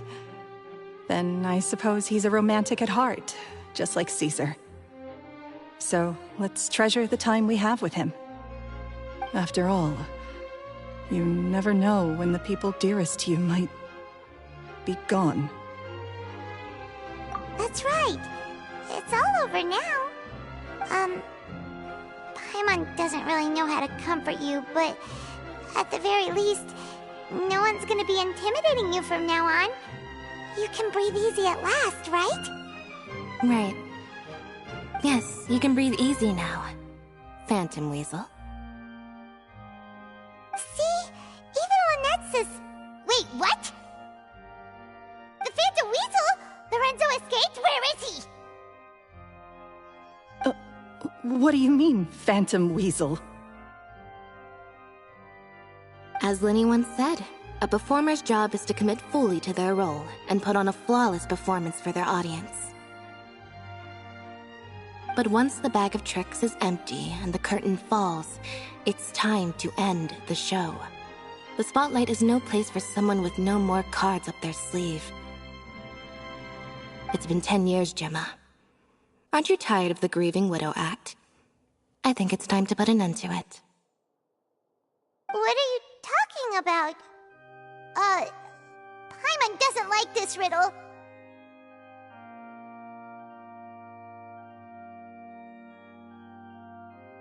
Traveler, Paimon doesn't like where this is going. Come on, say something! Ladies and gentlemen, I hope you're all enjoying the performance so far.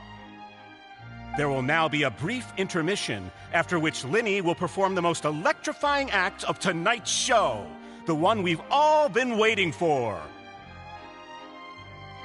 The final performance will take place outside of the Opera House, so please make your way outside in a calm and orderly fashion. The Phantom Weasel never did like public places, did they? Don't worry, this place will be quiet soon. Let's talk somewhere else for now.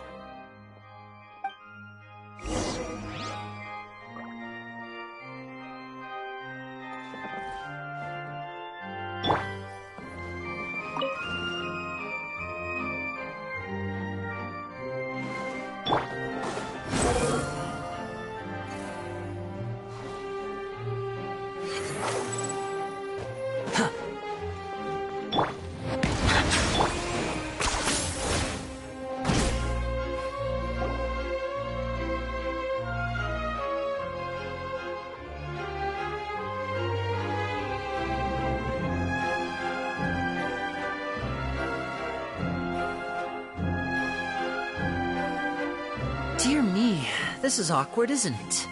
And unfortunately, I'm all out of gadgets, so I'm afraid I can't do any tricks to liven up the mood.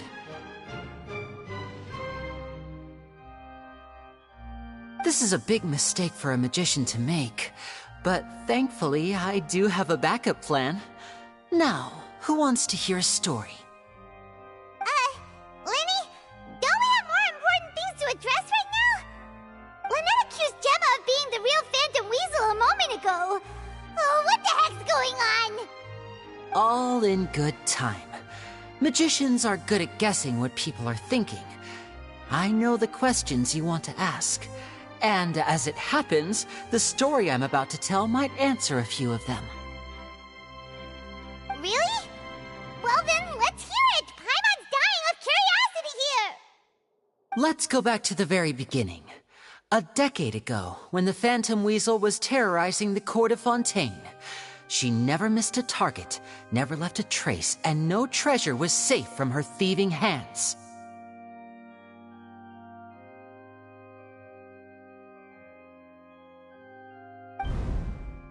But as her infamy grew, so did the readiness of the police, and her opportunities to act became ever fewer. Every day, she ran the risk of being exposed for who she was. Of course, she could not simply take this lying down, and before long, she found her ticket to freedom. she would create a scapegoat, a false weasel to close the chapter on her behalf. After weighing her options, she set her sights on a renowned magician, Caesar. After all, magic and theft shared enough similarities for people to buy the story when the truth came out. So then what? Being the master deceiver she was, the weasel easily earned Caesar's trust. Now all that remained was to frame him for her countless crimes.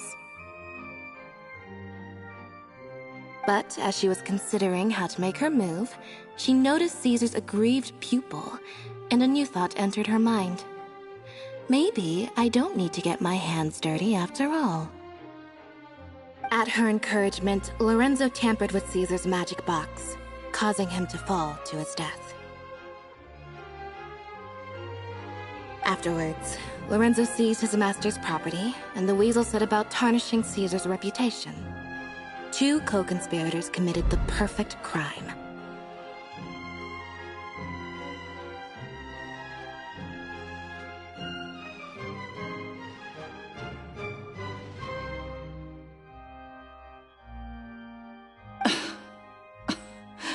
I've got to hand it to you. You're both exceptional storytellers. It's enough to make even me wonder whether there was really another mastermind behind all this. But I just have one question. You seem to think that I am the villain in this tale. What's brought this on, Linny? Is it something that Lorenzo said? Don't worry, Lorenzo said nothing at all. But I never believed that he was the weasel, and in fact, my investigation only made me more certain of that. He was too forthcoming with his confession, as if there was something else he was trying to hide. How disappointing. So you'd sooner trust Lorenzo than me, even without a shred of evidence?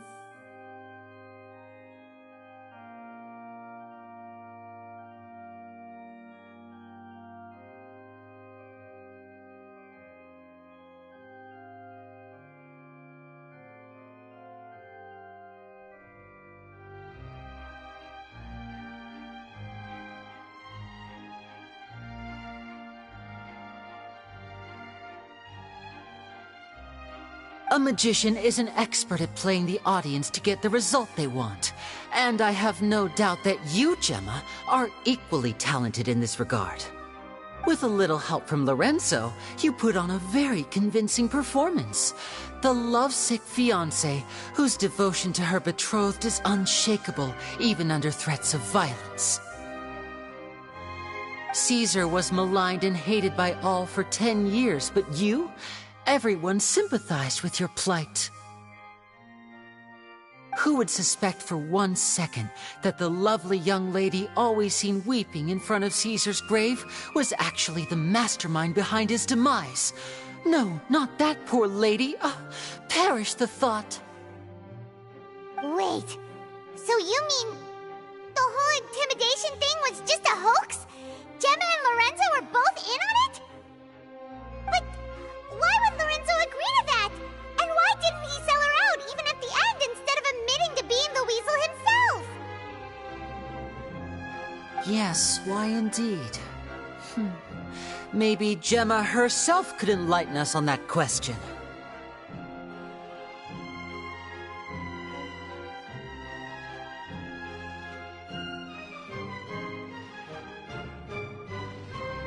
Well, Linny, if you're so confident in your version of events, then I think the answer should be obvious. Having killed Caesar with his own hands, Lorenzo was plagued by overwhelming guilt. Revealing the Phantom Weasel's true identity would serve no purpose. But if the weasel remained free, then she could take care of Lorenzo's loved ones.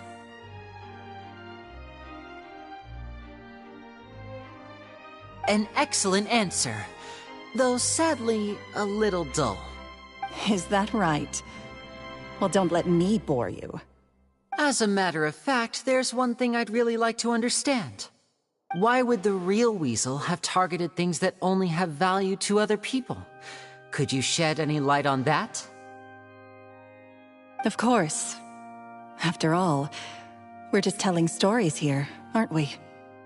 If I had to guess, I would say that the real Weasel must have had a terrible childhood.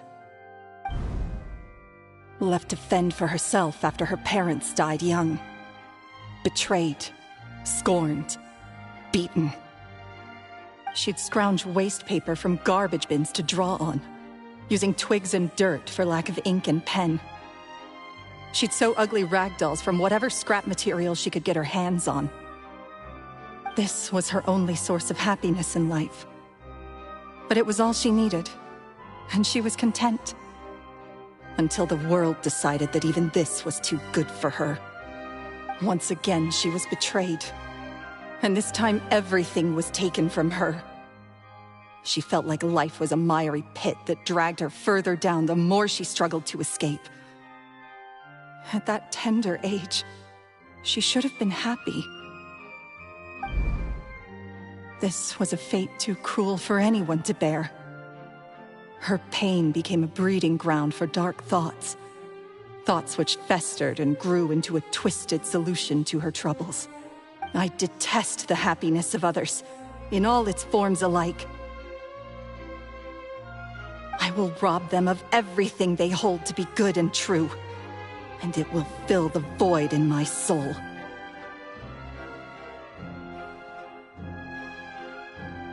That's some pretty heavy stuff. Now it all makes sense. Does this story satisfy you, Linny? Yes, it is quite to my tastes. Thank you for helping to clear up my confusion. Huh. That's right. What drove you to write that letter, Gemma? What were you trying to achieve there? Because without that, none of this would have ever come to light. She didn't write the letter. After 10 long years, I'd hoped that the Phantom Weasel would be consigned to the history books by now. But it seems like someone still wasn't ready to let her finally be at peace. Linny. Or should I call you the Phantom Copycat now? You were the one who posted that letter outside the Opera House. But why?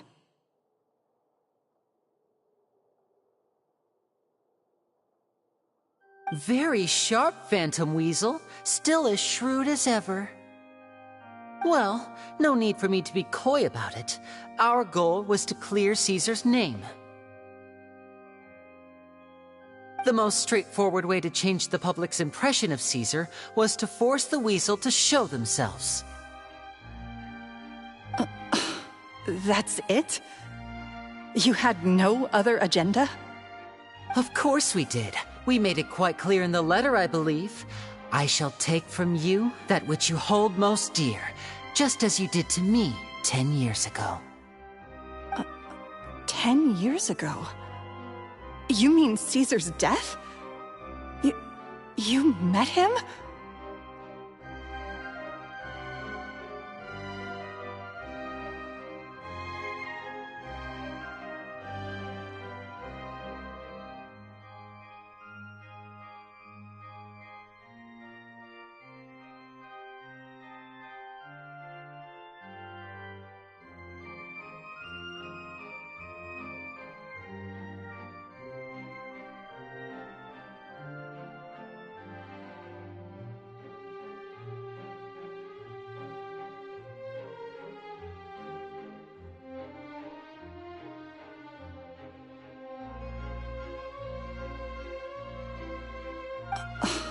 Wait. Oh, I get it. You were those two obnoxious kids. It's been so long, and you're all grown up now. He taught you magic back then, didn't he? For what, 10 days or something? And you went to all this trouble. Why? Because we remember all our debts, however great or small. 10 years ago, Caesar's reputation was torn to shreds, and his legacy was thrown out. 10 years on, and no one cares what the truth is anymore. But we did not forget, and so we came to find you. And? What exactly did you take from me? I'm still standing, as you can see. Lorenzo has admitted to everything. I'm free. Do you really think so? Caesar once told me that even though the world is filled with lies and falsehoods, we must find our own truth. I think that applies to you too. Truth can take many forms. Prized possessions with nostalgic value, fervent hopes and dreams, and irreplaceable people. Life took many things from you, and those wounds never healed. When they ached unbearably in the dead of night, stealing became your way of numbing the pain. What are you trying to say? I'm saying that for the last 10 years, you've been living a rather uneventful life. Perhaps that's because you found something other than a life of crime to fill the hole? Back to Lorenzo for a second. He murdered his own master, played along with your act, and took pains to make sure any suspicion would be directed towards him. But what did he have to gain from all that? He knew who you were and the things you'd done, and despite that, he was willing to give everything up for your sake. He's the reason that you haven't felt the compulsion to steal in all these years. You're more than just accomplices in murder. You're the only real friends each other has. So I think you know, deep down, that he is the only truth you have in your life. But that truth is gone now, and I guarantee you, you'll never see it again. Congratulations on your freedom, Gemma. Your freedom will cost you dearly. From now on, you'll be all alone in a world full of lies and falsehoods. I do hope you'll be able to bear it.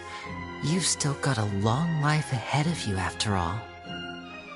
Gather round, one and all. The time has now come for the amazing Lenny to perform his final act in tonight's show.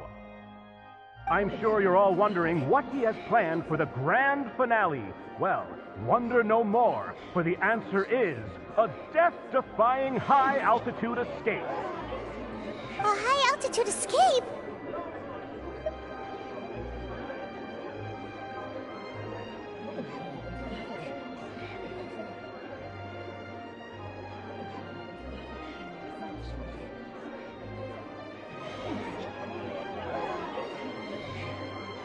I'm sure you all remember the magician Caesar. This was the very trick that led to his fatal fall, after which he was dubbed the Phantom Weasel. But we have now learned that Caesar was wrongly accused, and that the real Weasel has now confessed to their crimes. Guess that's my cue to leave. Whew. I've been practicing this one for ages now, but I'm still a little nervous. Traveler, Paimon, I hope you enjoy the rest of the show. There may be a lot of people watching tonight, but you alone are my true witnesses. Lenny, wait. You two hid a lot from Caesar. He went to his grave without ever knowing your secrets.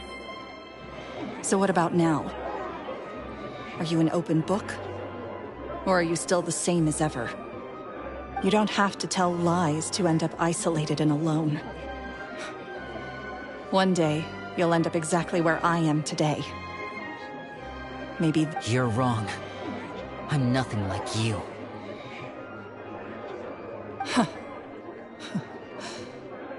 So, what are we, doing now?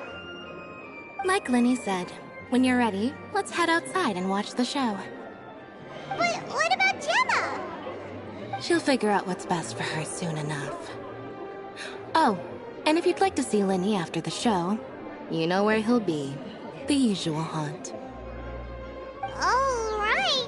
Well, let's go and watch Lenny's finale then. This trick's a pretty dangerous one, but he should be able to pull it off, right?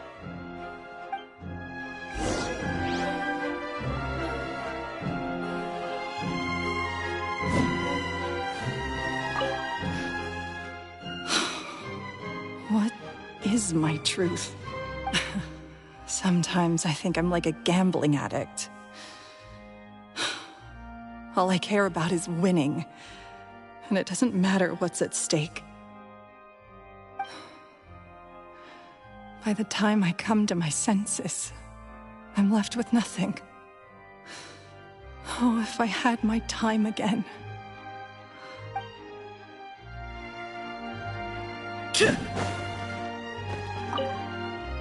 Magicians are not like thieves. Thieves only tear things apart. But good-hearted magicians, they put things back together.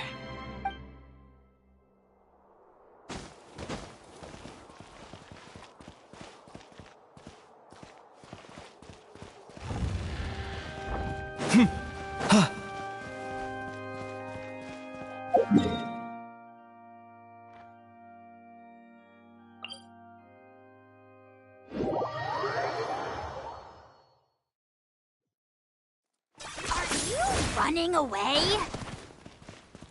The wind rises.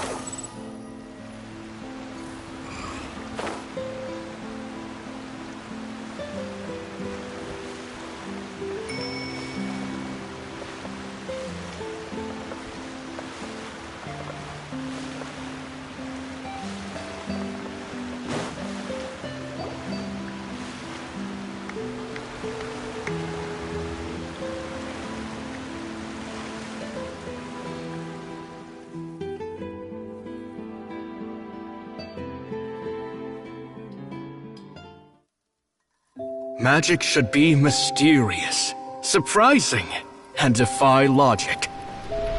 Magic is hard work. Every single movement has to be practiced thousands of times. It's alright. We're used to that.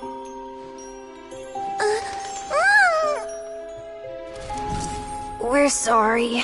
You've taught us so much, but we can't tell you the whole truth. It's okay. Do you still remember what I told you? This world is full of lies and falsehoods. I only hope that one day, you can find your own truth. What about you? Have you found your truth? Magic is my truth. I want to perform a magic trick so great that people will always think of me when they talk about it. For a magician, what greater honor could there be? Look! Behold! Linny is sealed inside the box. Will he manage to escape? 10 years ago, Caesar attempted this very trick, and it was at this precise moment that... Winnie! Watch out!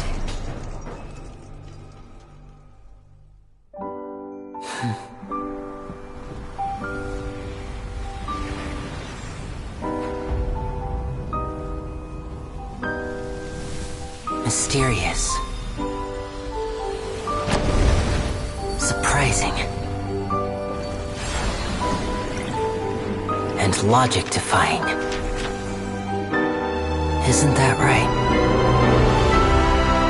This honor belongs to you, Caesar.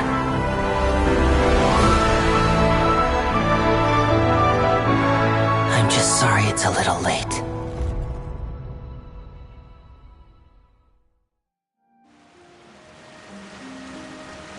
Did you see that?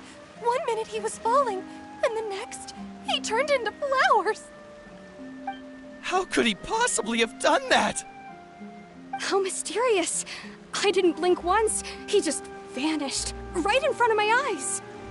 What a heart-stopping magic show! This was really worth the trip. Caesar's name has finally been cleared, and Fontaine's new star magician Linny has fulfilled a wish on his behalf. Oh, I couldn't ask for a better grand finale. It will make a great headline for the Steambird tomorrow, even if I do say so myself. Whew. Looks like everyone really loved Linny's grand finale. Paimon doesn't see Linny anywhere. Where'd he go?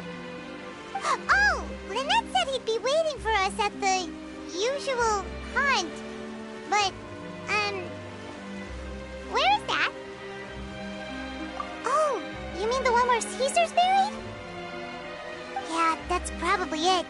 This whole magic show kinda seemed like Lenny's way of saying goodbye to Caesar. So alright, let's go look for him there.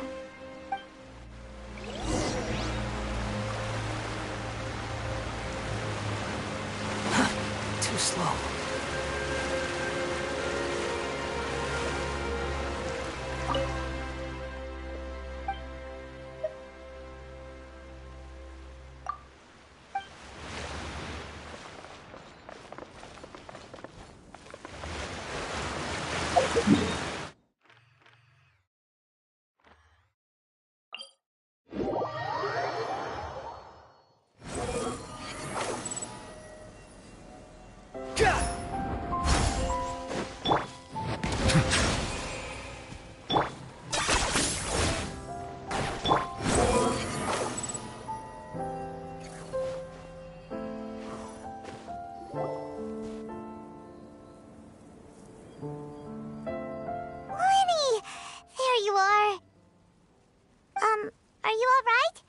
Paimon was scared to death when the chain broke. Paimon was sure something had gone horribly wrong.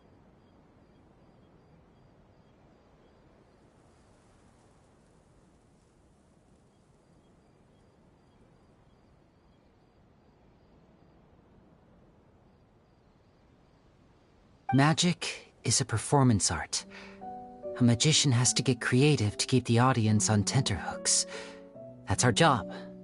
So I tweaked Caesar's original setup a little to keep it fresh. I was honestly a little nervous during the live performance. The thought of falling, suddenly feeling weightless, seeing the sky and the ground spinning and spinning. Sometimes, I can't help but wonder what Caesar thought in those final moments. Did he regret taking Gemma and Lorenzo on? Or did he believe that it was his own slip-up right until the end? You know, Paimon's been wanting to ask you about something ever since we were in Caesar's workshop. You learned magic from Caesar once, didn't you? When? After I joined the House of the Hearth. To be honest, Lynette and I had an agenda when we approached him. I told you about my past before, remember? As a young boy, I survived by secretly learning magic from street performers. I'd watch their tricks and try to figure out how they were done. But I quickly realized that observation alone could only get me so far. What I saw was the polished final performance, but the rigorous training they put in behind the scenes remained invisible to me. I needed to learn how to improve my sleight of hand, hone my misdirection skills, and make niftier props. We were gifted enough that we'd made some progress by ourselves, but without proper guidance from a professional magician, we quickly plateaued. So that's why you sought Caesar out? Yes. We figured there was no harm in asking, but it took us by surprise that he was so willing to teach us. In all, we only spent 10 short days together, but he was very good to us. By contrast, we hid so many things from him. For instance, when he asked why I wanted to learn magic, I answered, "It's my passion." But in truth, there was already a lot more to the story by then. After being taken in by an aristocrat for our magic talent, then betrayed soon after, this was no longer about me doing what I loved. What amazed me was how the lie escaped my lips even as I was hesitating over whether to tell him the truth. Trust is a beautiful thing. Sadly, I'd forgotten how to trust by then. Lenny. Still worried about the way I feel? You really are a gentle soul, aren't you? But don't worry, I'm used to it now. From the mansions of the elite to the House of the Hearth, lies and selfishness have followed me and Lynette everywhere we go. After Caesar went on tour, we became busy with our missions. The next we heard of him was that he'd fallen to his death, and was now declared to be the Phantom Weasel. That night, I remembered his smile. But as I lay there, I didn't know what to say to him. To keep secrets is to put up walls. The longer you keep them up, the less you let people in. Then, one day, you look around and realize your life is like an empty auditorium after a show, full of seats once occupied by all the people who left. But I guess that's the price we have to pay. You only realize how much someone really meant to you when you lose them completely. That's why I was so confident this would hurt Gemma. Because I felt it for myself.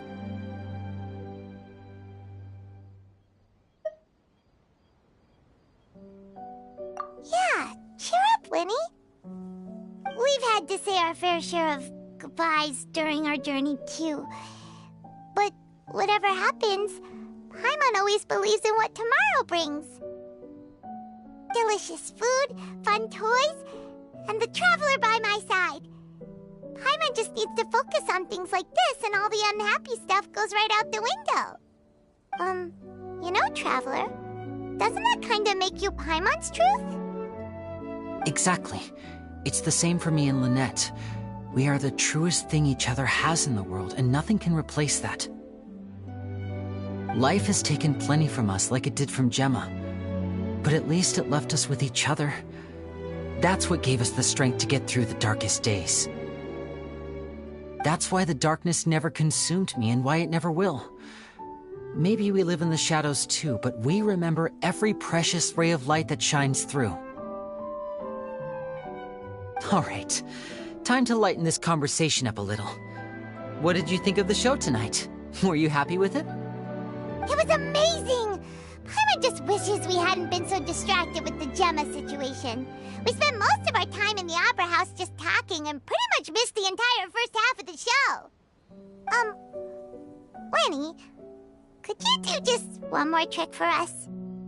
Whoa, that's a bit of a tall order, I'm afraid. The show's just finished, so my sleeves are decidedly card-free right now. Aw, come on! Surely you can think of something. The Winnie Paimon knows can do anything if he puts his mind to it. Oh, all right then. I'll give it a go, but only because it's you. Watch closely. I have a flower in my hand. You liar! There's nothing in your hand! We ain't going along with this! Huh? My goodness, you're right. But I could have sworn I brought one here with me. Okay, try this. Count down with me. 3, 2, 1. 3, 2,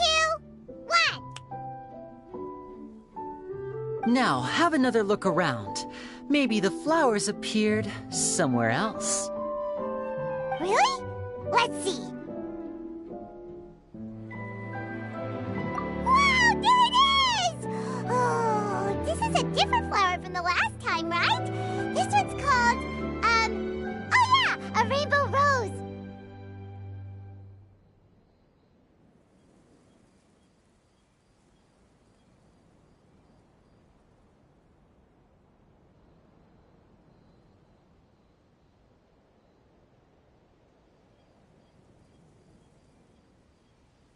But more importantly, Paimon has to know how the trick is done. Please, Linny, pretty please! Well, if you want to learn magic, you'll have to start by addressing me as teacher.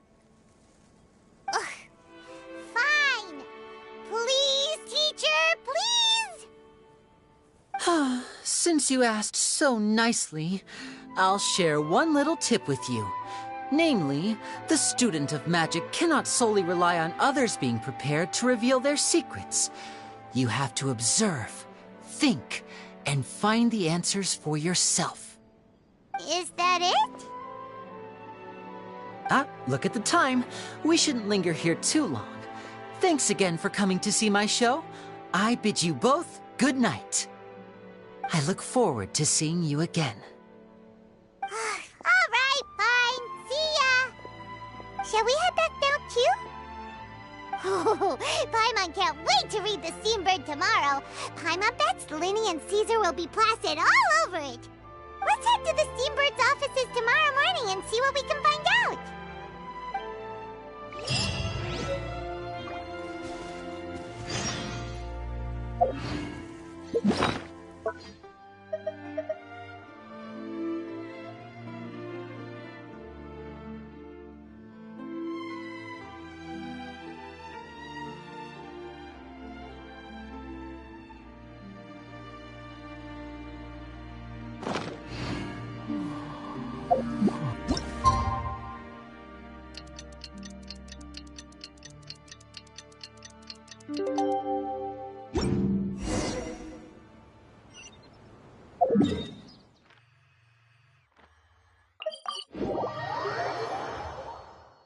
Spawn Fury!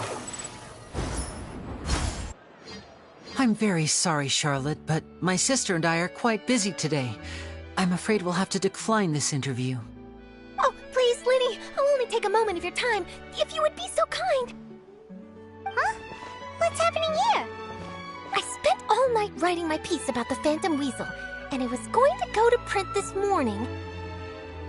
But just as dawn broke, I suddenly received news that Caesar's fiancée, Gemma, had contacted the guards and confessed to having been the real Phantom Weasel all along. That was quick. Too late, bro. That was quick, you say? It sounds like I've got some catching up to do. Please, fill me in. Whoops. Aha! My instincts did not lead me astray. You do have something to hide. Gemma turning herself in must have something to do with Linny's performance last night. Maybe watching my high-altitude escape trick reminded her of a better time with Caesar, and she could no longer ignore the voice of her conscience. Huh. Okay, then. Wait, no, there must be more to it. If that's all it took for her to have a change of heart, how did it take her 10 whole years? Well...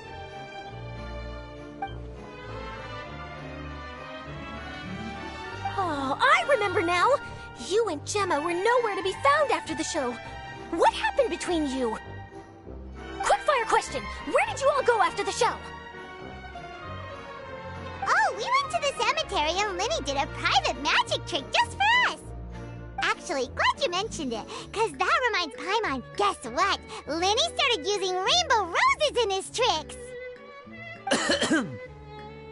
What? I don't recall ever having received a rainbow rose from you myself.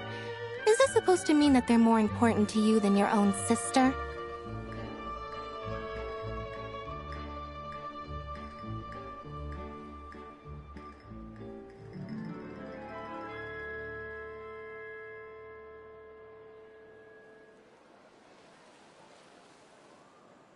No, I just, What now? Oh, did Paimon say something wrong again? This is getting pretty awkward. What do we do, Traveler? Seems like this interview wasn't meant to be. Well, never mind. There's always next time. Forgive my persistence, but when there's explosive news waiting to be found, I can't turn away. The news about Gemma has already made waves, and I'll stop at nothing to get to the bottom of it all. Apparently, one of the things she said to the guards was that her final wish is to see Lorenzo one last time. There's clearly a web of complicated relationships there. Can't blame me for being curious. All right, I guess I'll leave you to continue the rest of your conversation in peace. Bye for now.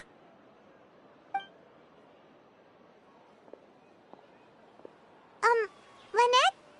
Paimon didn't mean to...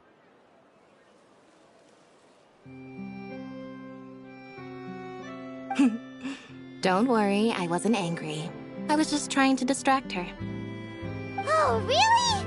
Oh, thank goodness. You scared Paimon there. Phew. You and me both, Paimon. You and me both. At least it did the job, right? Please, take good care of that rainbow rose. I'd be really upset if you lost it.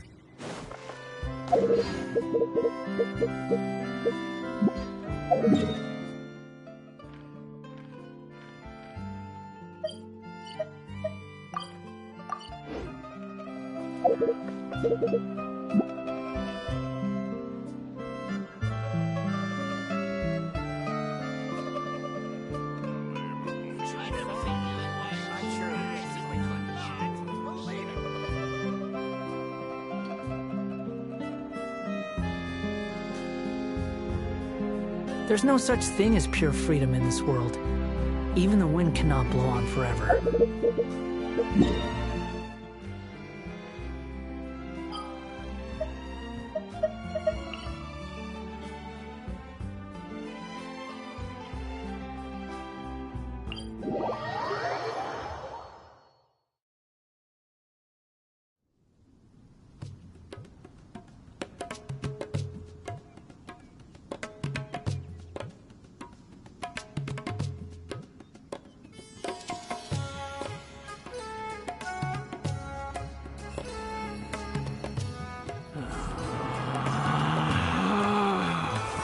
Relax.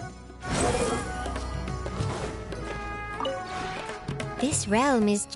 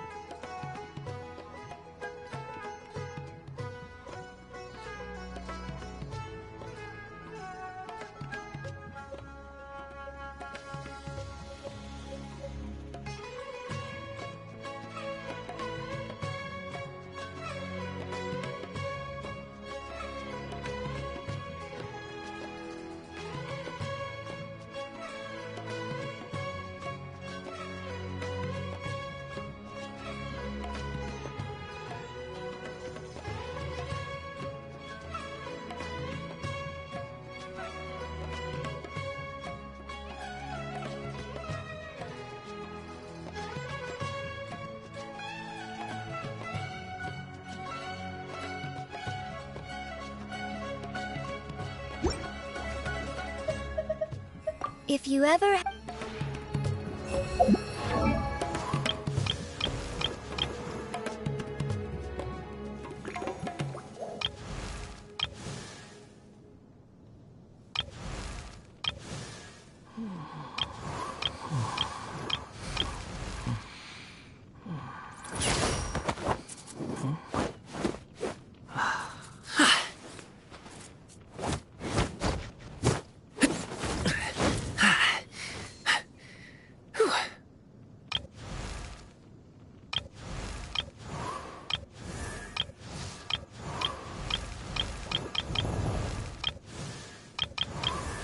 You think I've got a sharp tongue? I just tell it like it is. If someone can't handle it, maybe that's their problem.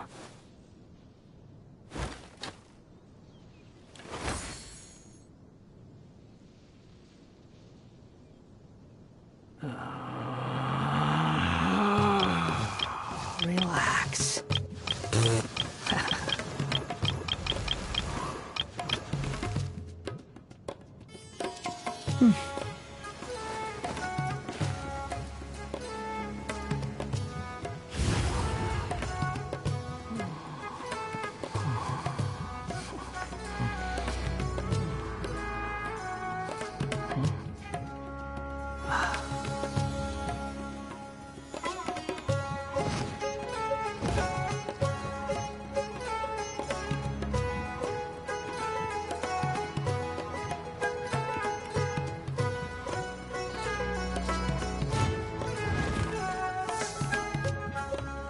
There's no such thing as pure freedom in this world. Even the wind cannot blow on forever.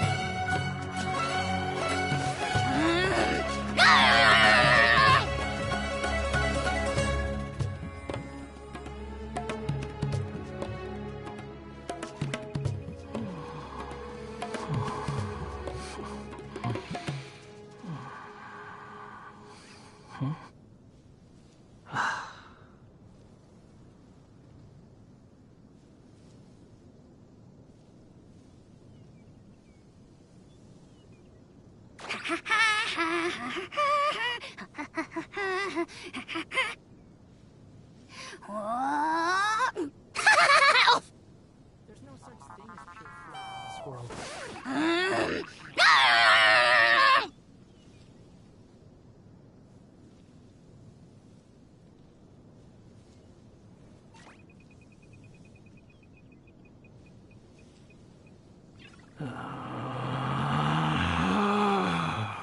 Relax.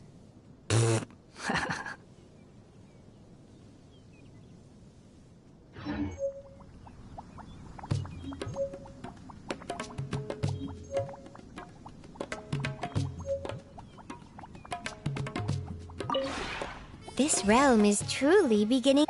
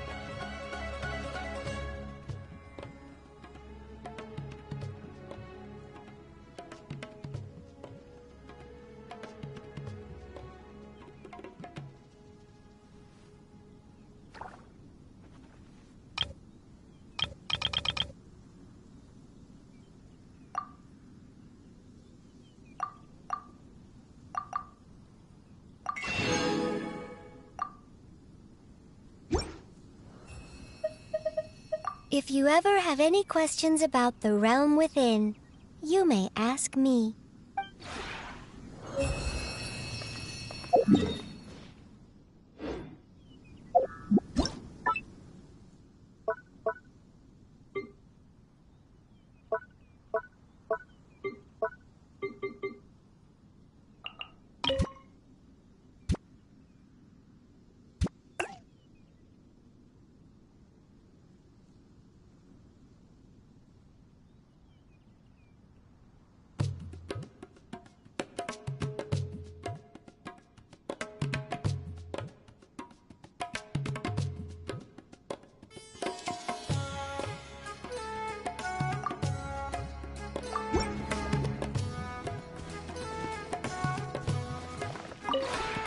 This realm is...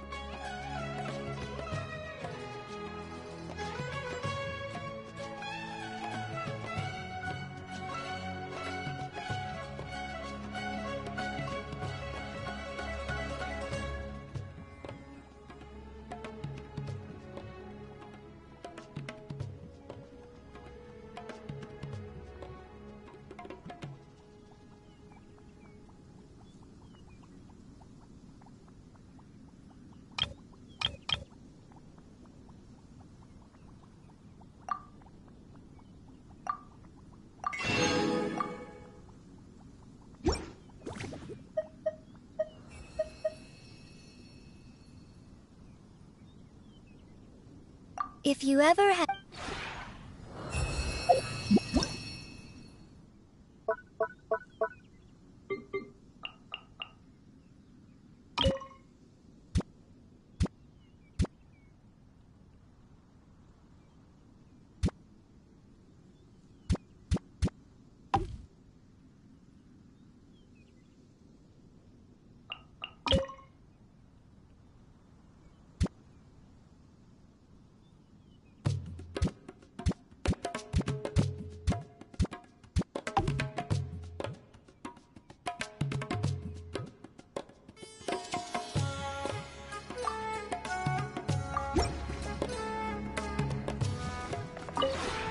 This realm is...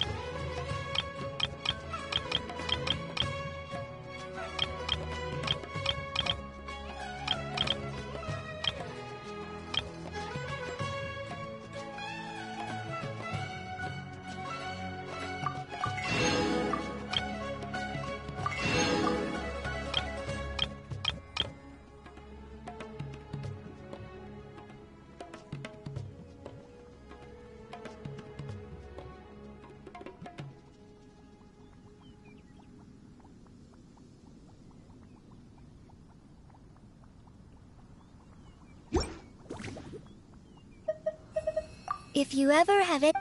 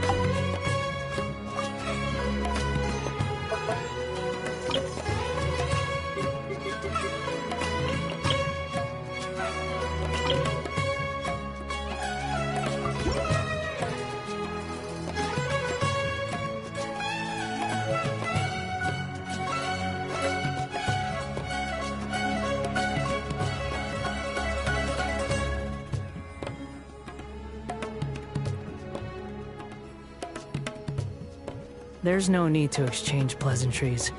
It's rather pathetic to force a conversation just to occupy silence.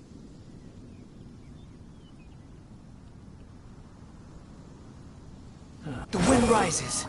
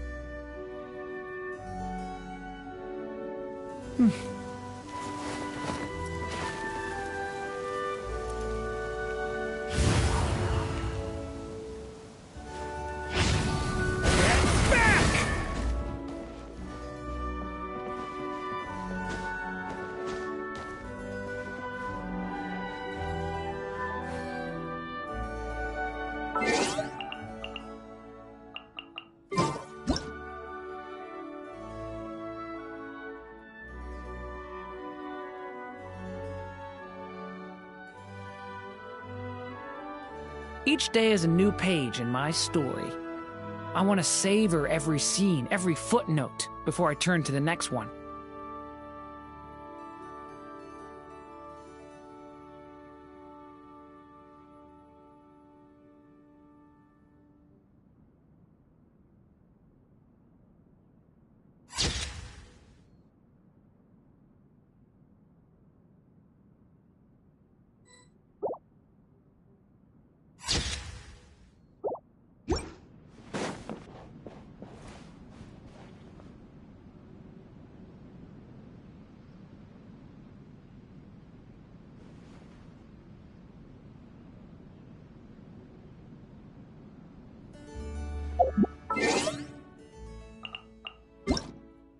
Can I stop here and play? I mean, take a stroll.